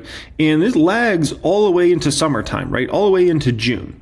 But look at the move since June in this stock, right? And here we are in October now. 34% move? That's insanely strong for a big dog stock like Apple. But they've knocked out the ballpark with their phones. They got some banger products and, look what's happened with the stock, right? Google was a really good example. Google was dead money for quite some time, right? And now take a peek at this 6 month chart of Google. This stock went from being dead to in the past 6 months, it's up almost 70%. Almost 70%. And even the move since, you can back it up to kind of that June time frame again, right? The move since June is up almost 50% in this one, right? Meta over the past few years has gone through some unbelievable moves, right? Like obviously there was a massive crash, but then it makes this run here, right? This initial run from those lows in 2022 where, it's $88. All the way to here, summer 23. So we can call this about, 9 months or so, 9 months. It goes all the way to 300. Then we have this move here where it starts, at the high 200s, goes all the way in a matter of, this is August now at this point in time, right? To April of the next year, so another 8 month span or so. And it goes from high 200s all the way to pushes 500. Then it kind of dies for a little bit, then makes this next big move from 460 all the way to 700 plus. Now we've been in kind of another consolidation period, stock chilling out. And then when Meta breaks out from this, you'll see the stock push all the way closer to $1,000, man. That's what happens with these stocks. I could take you through every single one of those. It's the same exact game. It's the same exact game on these stocks. So when they move, they move. And so with an Amazon, it's like, oh, Amazon hasn't been doing much. Stock's kind of dead, blah, blah, blah. you'll see Amazon go 250, all of a sudden snap of fingers back. Whoa, what happened with Amazon? Why is it all of a sudden 250? And then as soon as you see it's 250, it'd be 275. You're like, what's going on with Amazon? How's it all of a sudden 275? And then you'll see it push a 3 in front of it. And you'll be like, Amazon's now 300? Like, that's what happens with these stocks. They'll go through these dead periods, consolidation, not doing anything for months, sometimes even a year. And then all of a sudden, boom, massive move. It's your largest position now. Yes, it is our largest position. It's a lot of these big cap tech names we have neck and neck. NVIDIA's just an eyelash below it. So we increased in our main portfolio, but also in our concentrated portfolio. It's now an 11% position. So it's done nothing year to date. And I wouldn't be surprised to see this finish up 10 to 15% on the year. Bill, thanks. Appreciate that update on this purchase. Everybody owns this name. I'm big in it too, and I'm a big believer. Look, all of these Mag 7 names, they seem to go through periods in which they do nothing. We've seen it with Apple over the last couple of years. We've seen it with Alphabet until recently, and there's always a reason specific to that company why it goes through a lull. But when they come out hard, and I expect that's what's going to happen with Amazon as well. I mean, there's no reason to doubt the consumer. What if Amazon stock goes down on these earnings? What do? You buy every share you possibly can. You buy every share you possibly can. I think there's a pretty low probability it goes down. I would say probably 30% probability goes down, 70% probability goes up on earnings. But if for any reason that 30% probability plays out, buy every share in sight. At the end of the day, the stock's going 300 plus next year. Right now, there's no reason to doubt the AI CapEx build out and its benefits to Amazon Web Services. And the one number that will get everybody to flip their flapjacks on this stock is if AWS growth sees a nice acceleration. They've been kind of growing, I think it was like 17, 19% range. If all of a sudden they post like a low 20s number, like 20, 23%, 24, oh my gosh, everybody's gonna flip out. Oh my gosh, AWS is back. They're starting to accelerate growth again. Everybody's gonna lose their mind. Now, if they came in with even a stronger number, like they pushed like mid 20s, like a 25, 26% number, you'll see double digit Amazon up the next day. The next day, double digit percentage. That AWS number is so important for how investors are looking at this stock. It's massive. Big in it, I'm going to stay big in it. Joe? Yeah, I mean, I've said I think it's more of a 2026 story. Unfortunately, in 2025, the market is not paying attention to valuation. That doesn't confirm that that's the right thing or the wrong thing to do. It's just not.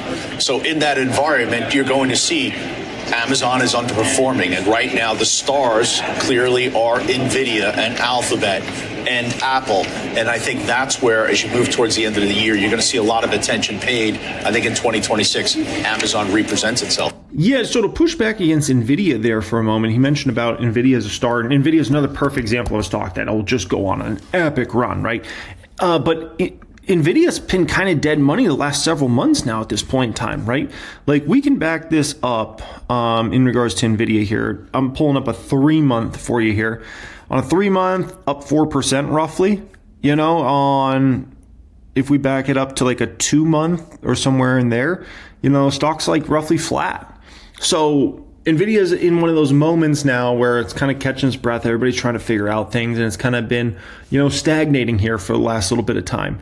But that's just what happens with these stocks, and then they go on some epic run again, right? And that's just a big tech. So you have to be patient with these stocks in regards to, you can't just expect them to explode up every single day. That's not the way these stocks work. But when they start going on a run, they go on a run. Salesforce is also in caught momentum. Look at Salesforce just in the past 5 days. I know a lot of people don't think about Salesforce as a big tech, but it is kind of a big tech, right? Salesforce just in the past 5 trading days, it's up almost 11%. That's how fast it switches. They didn't come out with earnings. Like, what happens if their earnings are really good? You know what the moves, the next thing you know, Salesforce will be up 30%, 40%. It happens quick with these stocks. Look at Adobe all of a sudden. Adobe out of nowhere is all of a sudden coming to life. Like I was just looking at the stock a few days ago, at the start of this week, it's already up 9% just since, let's call it Thursday. So anyways, when they move and they move quickly. Okay. Once again, if you're looking to join my private stock group, all that good stuff, my Discord chat, exclusive weekly videos, see the stocks I'm buying and selling in my $4 million plus Fidelity account. Pin comment down there, click on that, fill out an application, let's get you in there, especially if you have under $100,000 net worth, because starting next year, we're moving to 100K plus, okay? Congratulations, all AMD shareholders out there. Look at this stock's momentum, up almost another 4% here today, up $23,000 in the public count on AMD. Congratulations once again to everybody that was buying this stock throughout this year. I mean, obviously, we have shares at $91, $94 from that April dip we had. What an incredible buying opportunity. Now up $333,000 in the public count alone on these AMD shares. It continues to perform in a tremendous way. Public count, new all-time high here today, getting very, very close to that $4.1 million mark. I'm sure there's a lot of you guys watching out there that are at all-time highs, are very, very close at this point in time. Just last week in the private stock group, my private stock group, we had 7 people hit $1 million plus in their portfolio. And then just today, my wife had me sign up. These 15 people just hit $100,000 plus in the past week in their portfolios. Incredible to see all the success out there, obviously, right? 3 core subjects I want to speak about here today in this video. Okay, first one is I want to give a warning on taking profits too soon on a stock. This happens often, and I'm going to explain why it happens and how you can avoid this situation, especially when it comes to life-changing stocks, okay? Second thing is, why corrections don't come when everybody wants a correction. I think that's going to be a very important subject to speak about in this video. And the third subject we'll get into in this video here today is AMD. There's some monumental changes going on in regards to AMD's business model and stock price right now that I need to explain so everybody understands this. And I wanted to try to put it as simple as possible. So I really wanted to, how could I conceptualize to everybody, what is actually going on with AMD right now and why it's so big and why this stock, there's just, relentless buying in the stock day after day. Okay, so we're going to get into all that. There's only one thing I need from you guys. If you could please just hit that like button on this video, that little thumbs up button. If you could just make that icon glow, that means the world to me. That lets me know that you enjoy my content, seeing all my videos. Additionally, if you want to see more of my videos in the future, make sure you're subscribed to my channel. If you're subscribed here, YouTube will show you my videos more often. If you're not subscribed, YouTube might not show you my videos next time you come on YouTube, okay? So definitely want to make sure of that. Additionally, for anybody that's looking to join my private stock group, it's been overwhelming demand this year, and there has been incredible. But starting January 1st, we're going to limit, basically, you got to have at least $100,000 net worth to join us in there.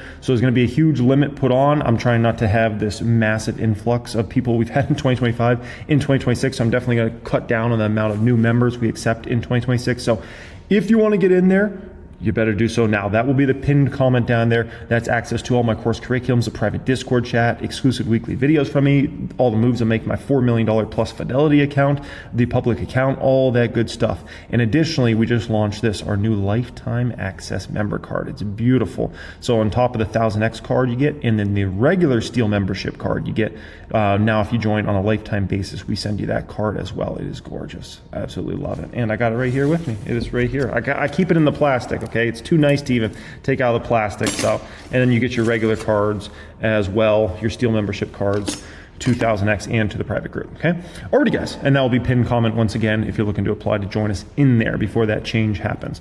First one up here, warning on taking profits too soon.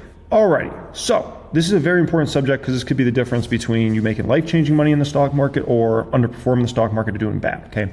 Listen, when I first got into the workforce, okay, my first official job was working at Einstein Bagels, cleaning dishes in the back. Then from there, got a job at Walgreens, okay? Okay, get this job at Walgreens, and I get bumped up to $8.75, and then I got bumped up to $9.10 an hour. Now I was so thankful for that. So thankful. Oh my gosh, got bumped to $9.10 an hour. So, wow, I'm so fortunate for that, right? Why was I so thankful? You might look at it, $9.10 an hour? It really comes down to, I didn't know my own value. I had a lack of experience. So if you don't know your own value and you have a lack of experience, whatever you can take, you'll take it, right? No different than if you don't know the value of a stock, you're going to take whatever you can get. If you buy into a stock and it goes up 5%, right? And I don't know, you make a few $100 on that, you're so thankful. You're like, oh my gosh, Like, I'll gladly take that profit. So people take profits very quick on stocks when they don't know how to value them, right? And when they have a lack of experience. They'll be happy with a little quick gain. And I was the same way when I first got in the market, right? When I first got in the market, if I made 10% on a stock or 20%, I was like, oh my gosh, I just made 20% on a stock. Like, sell, right? Because it's just like, you're not used to that. You're just thankful. You're like, I'll take whatever I can get. If I can get 20% on a stock, that's amazing, right? And then I would see those stocks go on over the coming years to go up another 50%, 100%, 200%, 500%, right? And I'm like, why? Why did they do this, right? Because I didn't know how to properly value them, and I had a lack of experience. And so you take profits way early on stocks that have great long-term trajectories, right? Same thing. When I was 25 years old, I started my real estate marketing company out here in Las Vegas after I moved to Las Vegas, right? And I would price jobs at $99. I would do a whole community tour with my drone. No one was recording with drones back then. I bought a super high-end drone, would fly it all over a community, record all this footage, edit all the footage, put in all the branding for them, all for $199. Somebody else would charge $1,000 for that, but I didn't know my value. I just knew, like, this is what I think it's okay.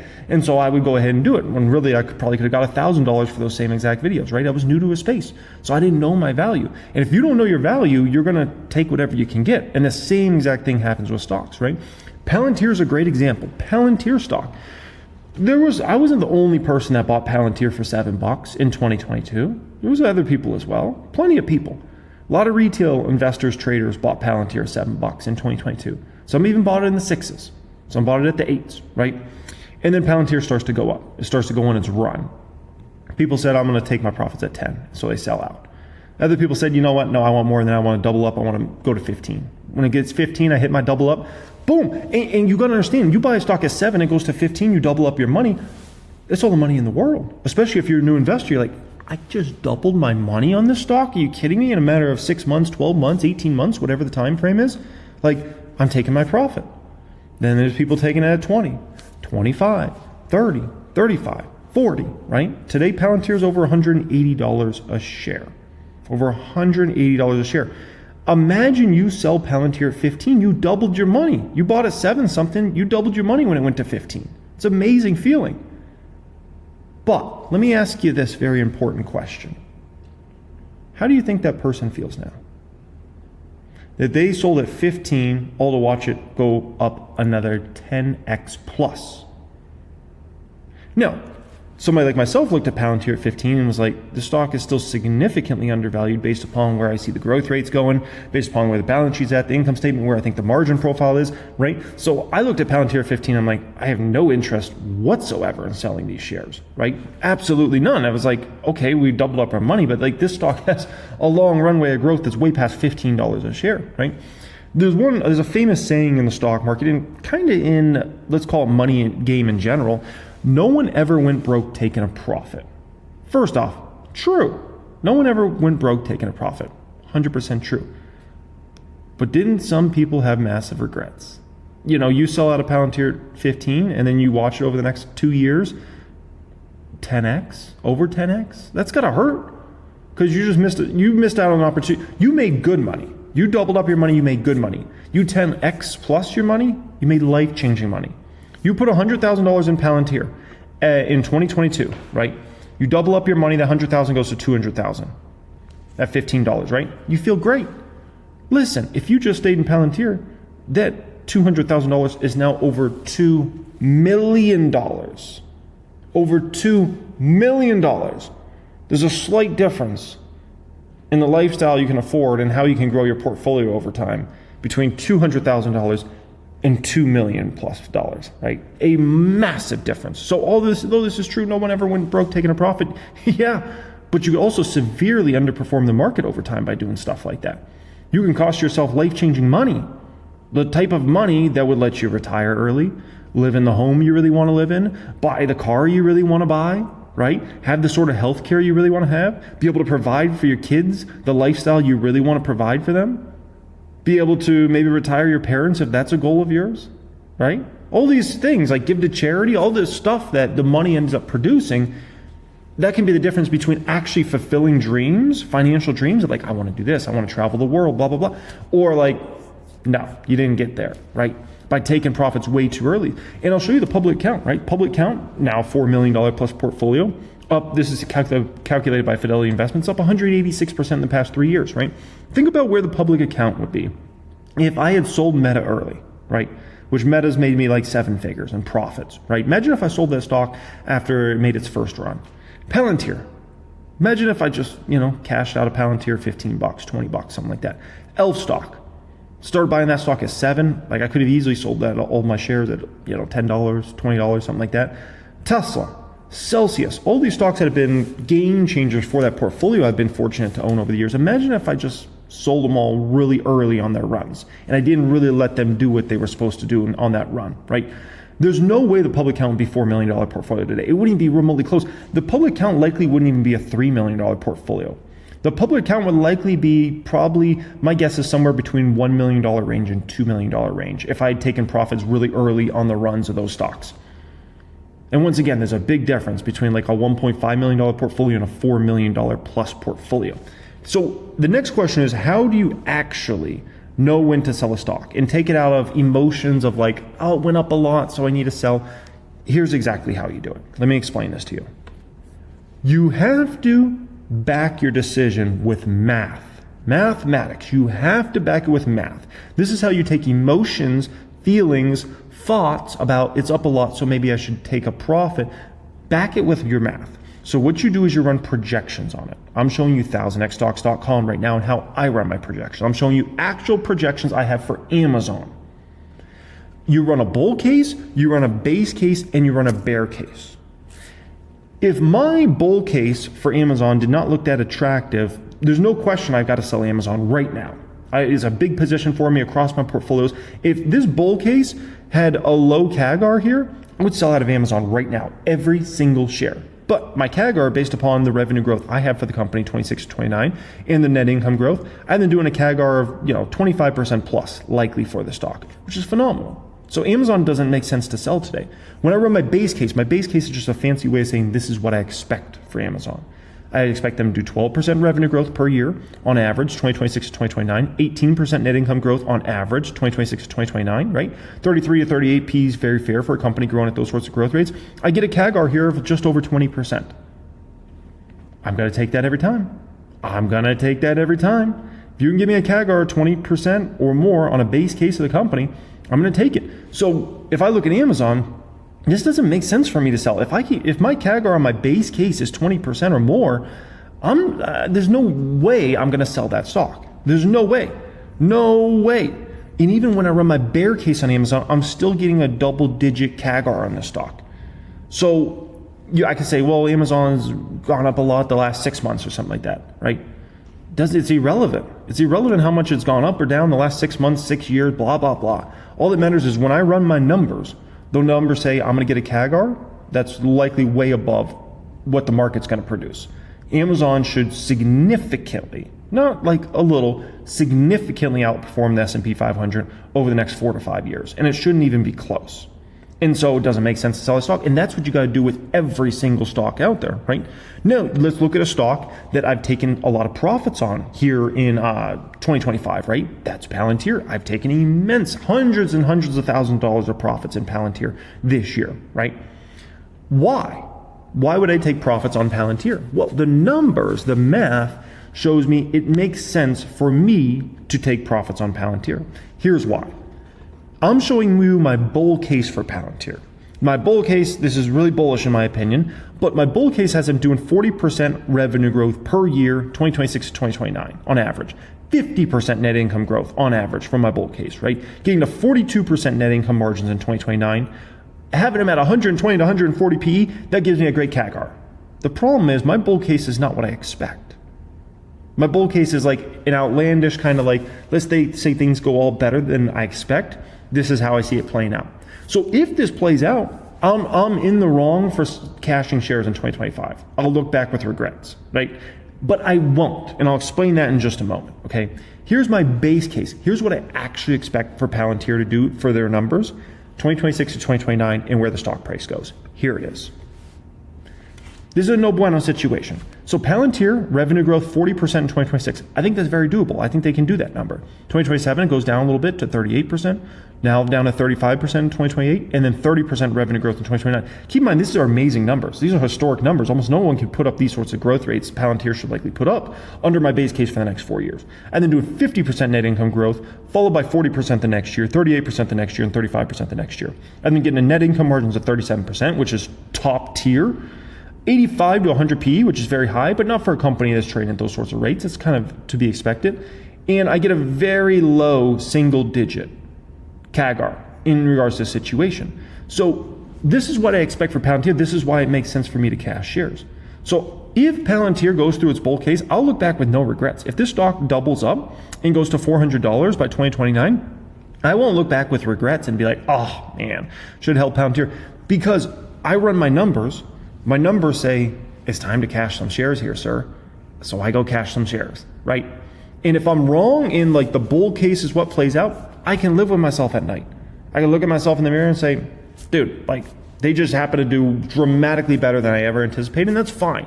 Sometimes a company, you gotta understand, being an individual stock picker like I am, right, running your own portfolio, sometimes things are gonna go way better than you ever anticipated. And you have to be okay with that. Sometimes things are going to go way worse than you ever anticipated, and you have to be okay with that. That's fine. It's part of this game. You're never going to get them all right, right? The moral of the story is when you run that base case, if the CAGR is not there for the next 4 or 5 years, you have to say, makes sense for me to cash my shares, right? So regardless of what happens with Palantir, I will be happy I cash shares in 2025, right? If it goes to $500, it's fine. It's cool, right? Now, of course, I still have some Palantir exposure. We all know that, right? But the moral of the story is here, the numbers, it just doesn't make sense for me to have held all those shares. It makes sense for me to cash, right? Because there's a lot of other stocks I'm running my base case on, and they're giving me CAGRs of 20+%. Amazon was one of them. I just showed you my base case for Amazon. Amazon, I should likely get a CAGR of 20%, if not over 20%, over the next 4 years. I don't have that happening for Palantir. I have a single-digit return, which is likely worse than probably the S&P 500 will produce, right? So I hope you guys got a lot of value out of that portion right there, okay? Second subject up here. Why does a correction not come when everybody wants the correction, right? And everybody's talking about it, those sorts of things, right? And then we'll get into AMD.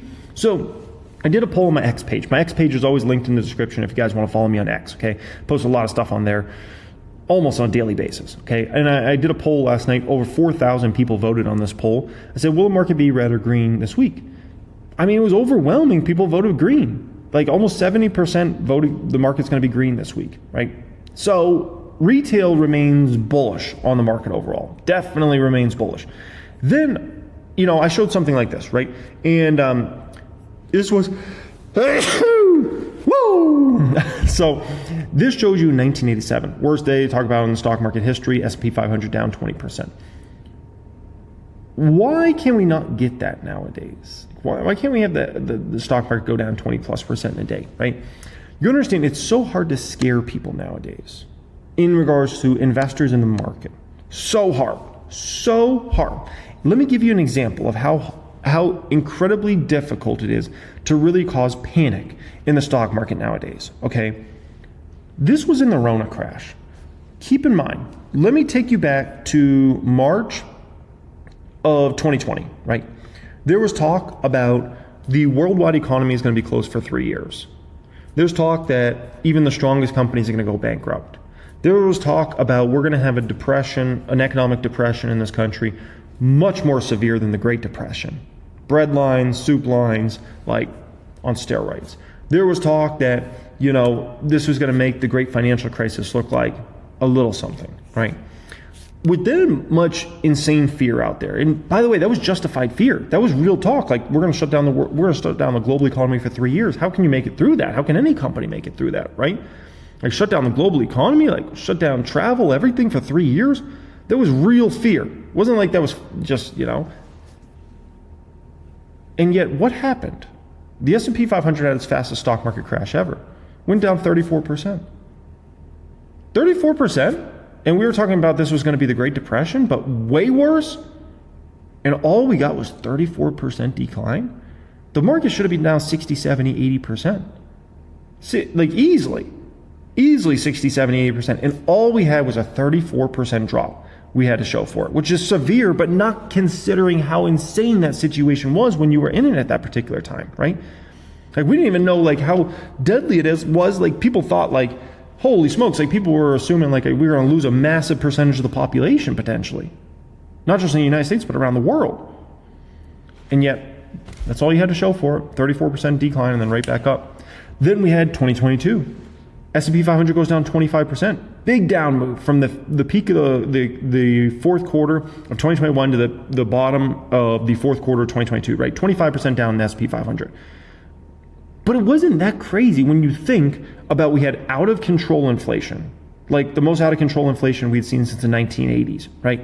We had the Fed raising rates at the fastest clip on a percentage basis we've ever seen. And we had Russia-Ukraine start. With those three severe things all happening simultaneously, you would have thought, and coming off of a super out of control bullish market and the stimulus and everything like that, you would have thought we would have got more than a 25% down move. But that's all it ended up being, 25%, and then we went straight back up, right? You got to understand what happened in 2008 has changed everything forever. The government used to not be in this like bailout mode. The Federal Reserve used to not be in this like bailout mode. But once 2008 happened, because it was so severe, and we're talking about almost the entire banking system collapsed essentially in the United States of America, and much of it did, right? That changed everything forever, because then the government and the Federal Reserve realized we can basically backstop this, right? So they did TARP and they did all these other actions, quantitative easing and lowered interest rates down to nothing and all these things that people thought would never happen, and they did it, right? And that changed everything forever, because from that moment on, now anytime something crazy happens, the government's ready to step in, the Federal Reserve's ready to step in, do whatever it takes to rescue the market. And we had a great test of this. So anybody that thought like maybe they're not going to do that anymore, 2020 was a great test of this. Obviously, everything starts shutting down. Oh my gosh, it's the end of the world, right? And what happens? The Federal Reserve backstops everything. They take interest rates down to zero. They do quantitative, unlimited quantitative easing. The government starts sending out stimulus checks, right? They're like, oh, if you don't want to pay your rent, you don't have to pay your rent. We'll backstop that. Like, that was a whole situation. And that was proof that everything changed forever, which is why it's so hard to get, I would say it's very, very difficult since 2008 to really get those severe crashes now at this point in time, right? Now, additionally, people understand the math in regards to this better than ever, right? The stats are all out there. You can access them anytime you want. In regards to the situation, if you look, the S&P 500 has logged corrections, a decline of 10% or more 56 times since 1929, right? Only 22 of those times, the market went into actually a bear market. The majority of the time, when you get a 10% decline, you're not going into a bear market. 34 of those times, it did not go in a bear market.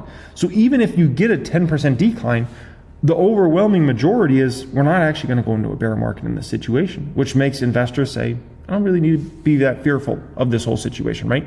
Fascinating. Now, this does make the market more volatile. If you look at the stock market the past 30 years, it is more volatile, right? But here's where the exciting part comes in to everybody watching this video right now. Okay, listen. A more volatile stock market, you might think that's scarier. Listen, a more volatile stock market means there's way more money to be made. It's going to mean you're going to get more of these pullbacks, corrections randomly, right? And then snapback rallies, which means there's going to be more money to be made. If you know how to invest properly, there's more money to be made than ever before. Because if you know when to position into calls or puts, that's a tremendous opportunity, right? But you don't have to take it all there. You can just be a long-term investor, and you know when to, okay, market's getting a little frothy, forward P's are high, let me start cashing up a little bit. My stocks, this stock aren't going to produce me that great of CAGRs in the next few years. Let's take a little profit, so you build your cash balance up, right? Then you get that volatility in the market. Something happens, something breaks, somebody gets scared. Boom, all of a sudden, next thing you know, 10, 20% down in the market quick. And you're able to then get stocks. You got to understand, for individual stocks, you get the market down 15%. This is going to be counting as growth stocks down 30 to 50% on a 15% decline in the S&P 500. Volatility spikes massively. You're able then to come in, step in, buy those stocks, and the recovery of those stocks can be severe on the other side as well, right? Where they just blast off. That's exactly what we saw in 2022. A lot of people didn't think You know, when Meta went under 100, when you had Palantir down to $6, when you had Shopify down to 25, when you had Netflix down to $170, right? By the way, Netflix is like $1,200 now. When you had all that happening, people thought like these stocks they're going to take a long time to recover like this, right? It was suddenly like a year later, and a lot of these stocks had already recovered to near previous levels. And now you look at them and like, oh my gosh, like they're up dramatically. A lot of them have 4x, 5x, 6x, 10x. Look at NVIDIA, for instance, right? AMD was $55 in that 2022 crash at the lows, right? AMD's pushing close to $250 now. I mean, my gosh, like think about that for a moment. So understand the fact that the market's more volatile, it actually produces a much better probabilities of you making life-changing money in the stock market if you know the way to play this game on a high level, right? Now, additionally, another reason it's hard to get the market down, it has to do with margin, right? Because you would look at the market and be like, okay, it's trading rich right now. Who's to say retail's not going to come in, or whoever's going to come in and actually start margining out things, right? Which sends the market up even higher, right? Now, we know eventually that comes crashing down. You get a deleveraging of the stock market, right? Stock market goes down a bunch. You get a bunch of margin calls on folks, and the people that are on margin that were partying eventually get hammered hard. That's why you don't want to mess with margin. That's why I don't want to mess with margin. But you got to understand, like, there's a lot of people in a time period like we're in that have been playing margin. There's no debating that, right? Which just sends the market higher and higher, and a lot of these stocks higher and higher. And eventually, they have to pay the price for that. But you never know when the price is going to be paid. Like, that could be paid a month from now. That could be paid a week from now. That could be paid a year from now. At some point, there's going to be a price to pay for all that margin, but we don't know exactly when that is, right?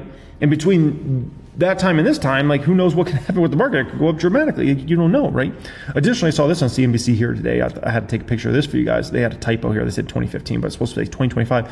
But now retail investors make up over 20% of the trading volume on a daily basis, right? And then high frequency funds also significant. So high frequency funds, like, they're not even really looking at the macroeconomic picture or government shutdowns or things like that, right? So that definitely changes the market dynamic. It's changed forever in a monumental way, right? And I don't see that changing. I mean, retail is going to be a huge component of the market, even probably bigger and bigger for, I would say, the next 10, 20, 30 years, right? Now, additionally, why is it hard to get the market down? Look at this. Look at this, ladies and gentlemen. There's $7 trillion plus chilling on the sideline. And this is, I mean, at the end of the day, you get a drop in the market and there's just always money to buy it because there's so much money sitting over there in T-bills right now, sitting over there in savings accounts, checking accounts, all that sort of stuff, right? Just sitting around. Even myself, for example, I have over $1 million of cash right now. And I don't mean literally cash. I just mean money in either savings accounts, CD accounts, treasuries, things like that, right? Just sitting over $1 million. I was talking with a friend this weekend. He said he has over $5 million. Over $5 million just sitting around right now. He can't wait for a crash. He's like, I can't wait. And he's not the only one. I know a lot of people that have a ton of money in treasuries, savings accounts, CDs, that are just waiting. They're like, can this market crash? Because they just want to buy in so bad. Some of them, it's like they just want the S&P 500 to go down 20%. Some, it's 10%. Some, they want a 30% plus drop. But the issue is, it gets tough to get that 30% drop in the S&P 500 because you got a bunch of dudes loaded up on cash that even if you get a 10% drop, they're ready to come in. And you got other dudes out there that are ready to jump in at a 5% correction. You got other dudes that are out there that are 2% correction, like, I'm ready to funnel money in this market. And that's another reason it's hard to get this market down, even with a lot of bad news and worries about this and worries about that, because there's just a disgusting amount of money that is just waiting to buy every dip in sight, right? Now, additionally, one of the biggest money sucks out of the stock market over time is real estate. Like, there's no debating that, right? Like, think of a high net worth individual. High net worth individuals, what do they do a lot of times? They will buy homes cash. They won't even take out a loan on it. So, you know, somebody that has a $50 million net worth, they want to buy that $7 million house over there, they'll go buy cash. And a lot of times they'll sell stocks, or they could take it out of treasuries or CD accounts, things like that. But a lot of times they'll sell stocks. They might have a significant portion of the S&P 500. So they say, okay, I'm going to take, $10 million sale here, right? Pay my taxes on that. Now I have $7 ready to go ahead and invest that into this house, right? And just own it outright. Additionally, regular folks, average folks, also have a similar phenomenon, but they won't buy a house cash, but they will put down their 5%, 10%, 20%. 20% is pretty customary. And where does that money come from a lot of times for folks? It comes from the stock market. They might have money invested in the S&P 500 index fund, or they haven't invested in individual stocks, and maybe they have, $700,000 invested, but they need $150,000 for a down payment on that house to meet their 20%, so they go ahead and sell out of $150,000 in stocks. But we don't have any of that going on in the market right now because no one's buying real estate. Real estate market is dead, and it's not like it just went dead. It's been dead for years now. It's been dead ever since 2023, right? It started to die in 2022, but 2023, 2024, 2025, it's been completely dead. Like ridiculous. Like the numbers have been worse than at the trough of the Rona crash. Like that's how insane this is, right? So it's been dead for years. No one's spending on real estate. So where's money have to go? Well, it goes into T-bills or goes into savings accounts or it goes in where? The stock market. Usually money you would put into real estate, you put in the stock market, right? And that leads me to myself and my situation. I say, I either really genius or really dumb. I'm building a house right now. Overlooking the whole city. And we'll see. That house is going to be done in 2026 at some point in time. But I like to look at assets when no one's looking at assets. And something I think is interesting is no one's paid attention to real estate for years now. Years, right? And so I got a house that'll be built next year, right?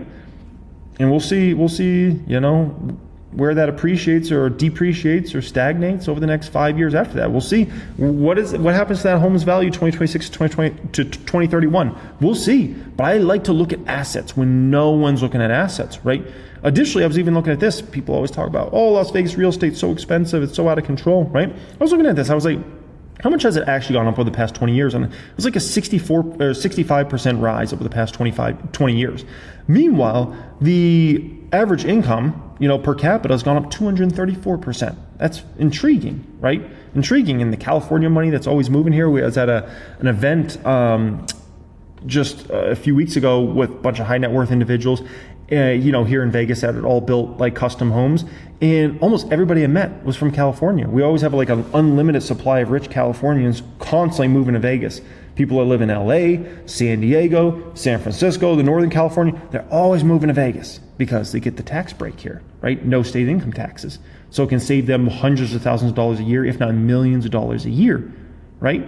So they say, I want to live still close because we're a 45-minute flight from LA, 45-minute flight to San Diego, a 4-hour car drive to LA, 4-hour car drive to San Diego, and an hour, 15-minute flight to Northern California, up to San Francisco, or that whole Bay Area, right? So they say, you know what, I'll move out to Vegas, and weather's nice, can maybe still have a second home out in California, and that's just what happens, man. It happens all the time. Another good example of this is silver. I started buying silver bars at the end of 2021 because I understood hey, there's this demand that's going to get much bigger over time. It's also a hedge against inflation. Obviously, I was already noticing inflation was going crazy in 2021, right? So I started buying silver bars. Random thing for me to buy, but since that time, silver has gone up, well over doubled up since then, right? And you look at the S&P 500, it hasn't. So if you say silver in the Q4 2021 versus now, and you say the S&P 500, silver is actually significantly outperformed the S&P 500, and that's something you wouldn't usually expect. But it was a freak situation. No one had been paying attention to silver for the longest time. I came in and I was like, I'm going to start buying some big silver bars. And I did that. And, here it is. Sometimes you got to look at assets when other people aren't looking at them, right? Now, that's why it's so hard to get this market to come down when everybody wants it to come down, man. It's so dang difficult. There's so much cash out there. It's just, it goes down a little bit and people are like, I gotta buy, right? It's crazy, man, but it is what it is. At some point, that phenomenon will break, but it's hard to break it, right? We got to get rid of a few trillion of that dollars, and then maybe we can talk. AMD. So, AMD, some severe changes going on with AMD. I want to explain what's going on here, why the stock's seeing so much momentum, people taking profits too early, those sorts of things, right? The way I'll put it to you like this, okay? We don't know what's behind the curtain right now. We know, Lisa Su's back here, right? The financial statements are back here, and we know it's going to be great. We know the next several years are going to be great in terms of AMD numbers. There's no debating that anymore at this point in time. That might have been a debate some people were engaging in 6 months ago, 12 months ago, 18 months ago, but that's no longer, now we're seeing the deals with OpenAI, with Oracle, all these others, right? Meta relationship, Tesla relationship, all these companies. We now know AMD's numbers are going to be a banger for the next several years. We just don't know how great, right? That's the thing. We know it's going to be great. When those curtains open, it's going to be great. We just don't know how great. And it's one of the most exciting times to be investing in a stock when they're about to open the curtains and you know it's going to be great. You just don't know how great it's going to be, right? Let me show you my AMD projections here, okay? This is my bull case I have for AMD. This is if things go better than I expect. I've been doing 40% revenue growth per year for the next 4 years, 2026 to 2029, right? And 50% net income growth, that puts them at net income margins of 22%, which is less than half of NVIDIA's. The stock goes to $1,000 by 2029. $1,000. What if hypothetically those numbers are too conservative? It's something you have to consider. These growth rates wouldn't even be remotely close to the growth rates NVIDIA started to report. NVIDIA started to report 100 and 200% type revenue growth rates. This isn't even in the same ballpark. NVIDIA can post like 40, 50% net income margins, right? I have their best case scenario that net income margins only get into 22%. 22%, and the stock goes to $1,000. What if that case is low? It's something you've got to consider. This is what I actually expect AMD to do, right? This is my base case for the company. 35% revenue growth per year, 2026 to 2029. 45% net income growth per year on average, 2026 to 2029. Net income margins, once again, 22%. If you're growing at those sorts of growth rates, 50 to 60 P is very fair. That puts the stock somewhere between, we can call it about $750 in low 900s come 2029, which gives me a CAGR of, we can call it 30s to 40%. Woo! What if that's low? It's possible. It's very possible that those numbers end up being low. And the net income margins I have here at 22% come 2029 are laughable. And the revenue growth of 35% on average is laughable. That's very possible, right?